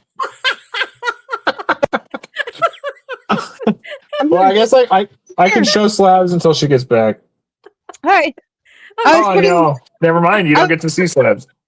I was putting links in the chat. Oh, that's right. Oh, okay. You were just. I'm so sorry. I was just trying to be helpful to people. Very sorry. How dare you be a mod? Good move. Smooth move. All right. So we got the links in the chat.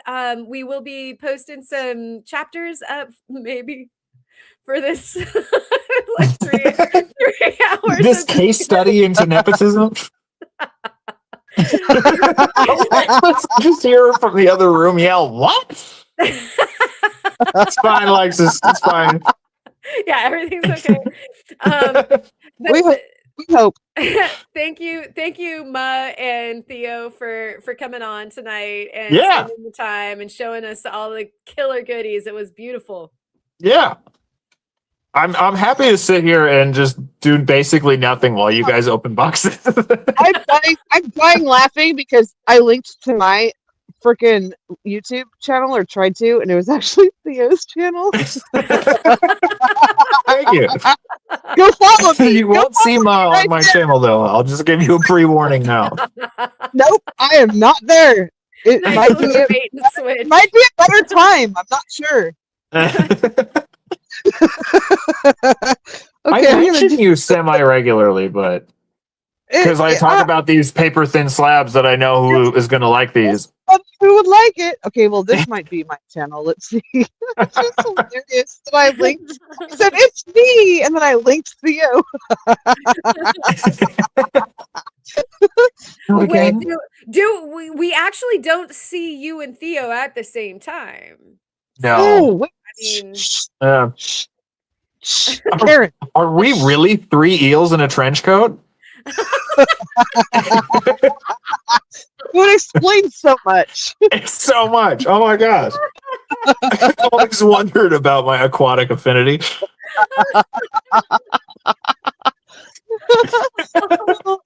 Oh, look, my I got gosh. Jason Scriber. I think I finally linked the right thing.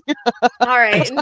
Thank you guys all for hanging on. Romania Rockhound, Meg Mack, you darling, Sierra Rockhounder, Travis, thanks for hanging out. Scott, thank you for Travis, if being you're still here, spring is coming. We need to get out together. It's been way too long. Yeah, do that thing. Or else Yeah. I'm coming out and I'm gonna make How'd you all get me do it. one?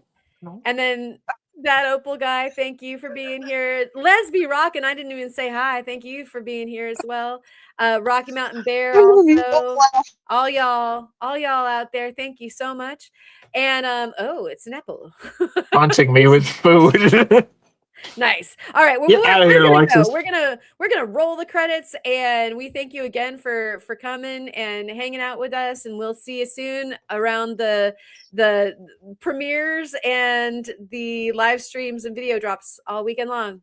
Yeah. Woo-hoo. And considering I'm going shopping on Monday, there's a good chance we'll be doing this again in a few weeks. For sure. We'll do it whenever. Yeah. We'll do it when we want. Well, now I have a phone that doesn't turn me into a robot. I'm down to go live pretty much whenever. Okay, well, it's happening.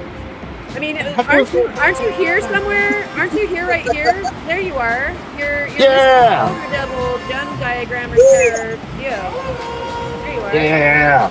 Nope. Yeah. Come here. There we go. Aww. Spencer. So cute. He is the most chaotic cat I've ever owned in my life. That's saying something. It's just constant. Am I here? Are you? Hey, that's you. Oh yeah, she's the entire Star. Got a nice ring to it. He just goes limp.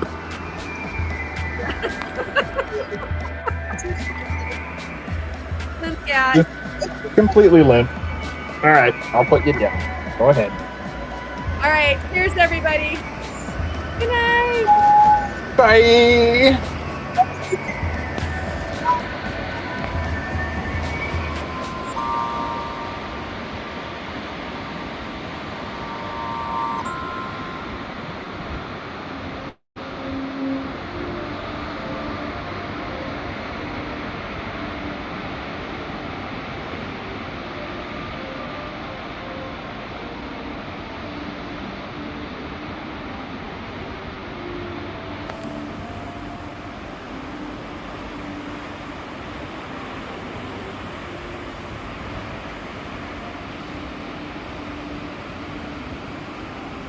Man, we can't hear me.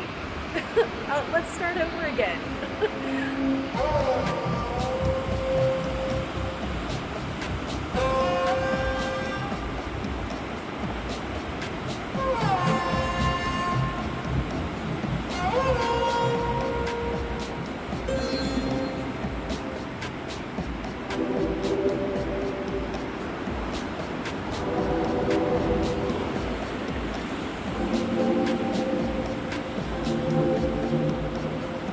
Are you here? Am I here?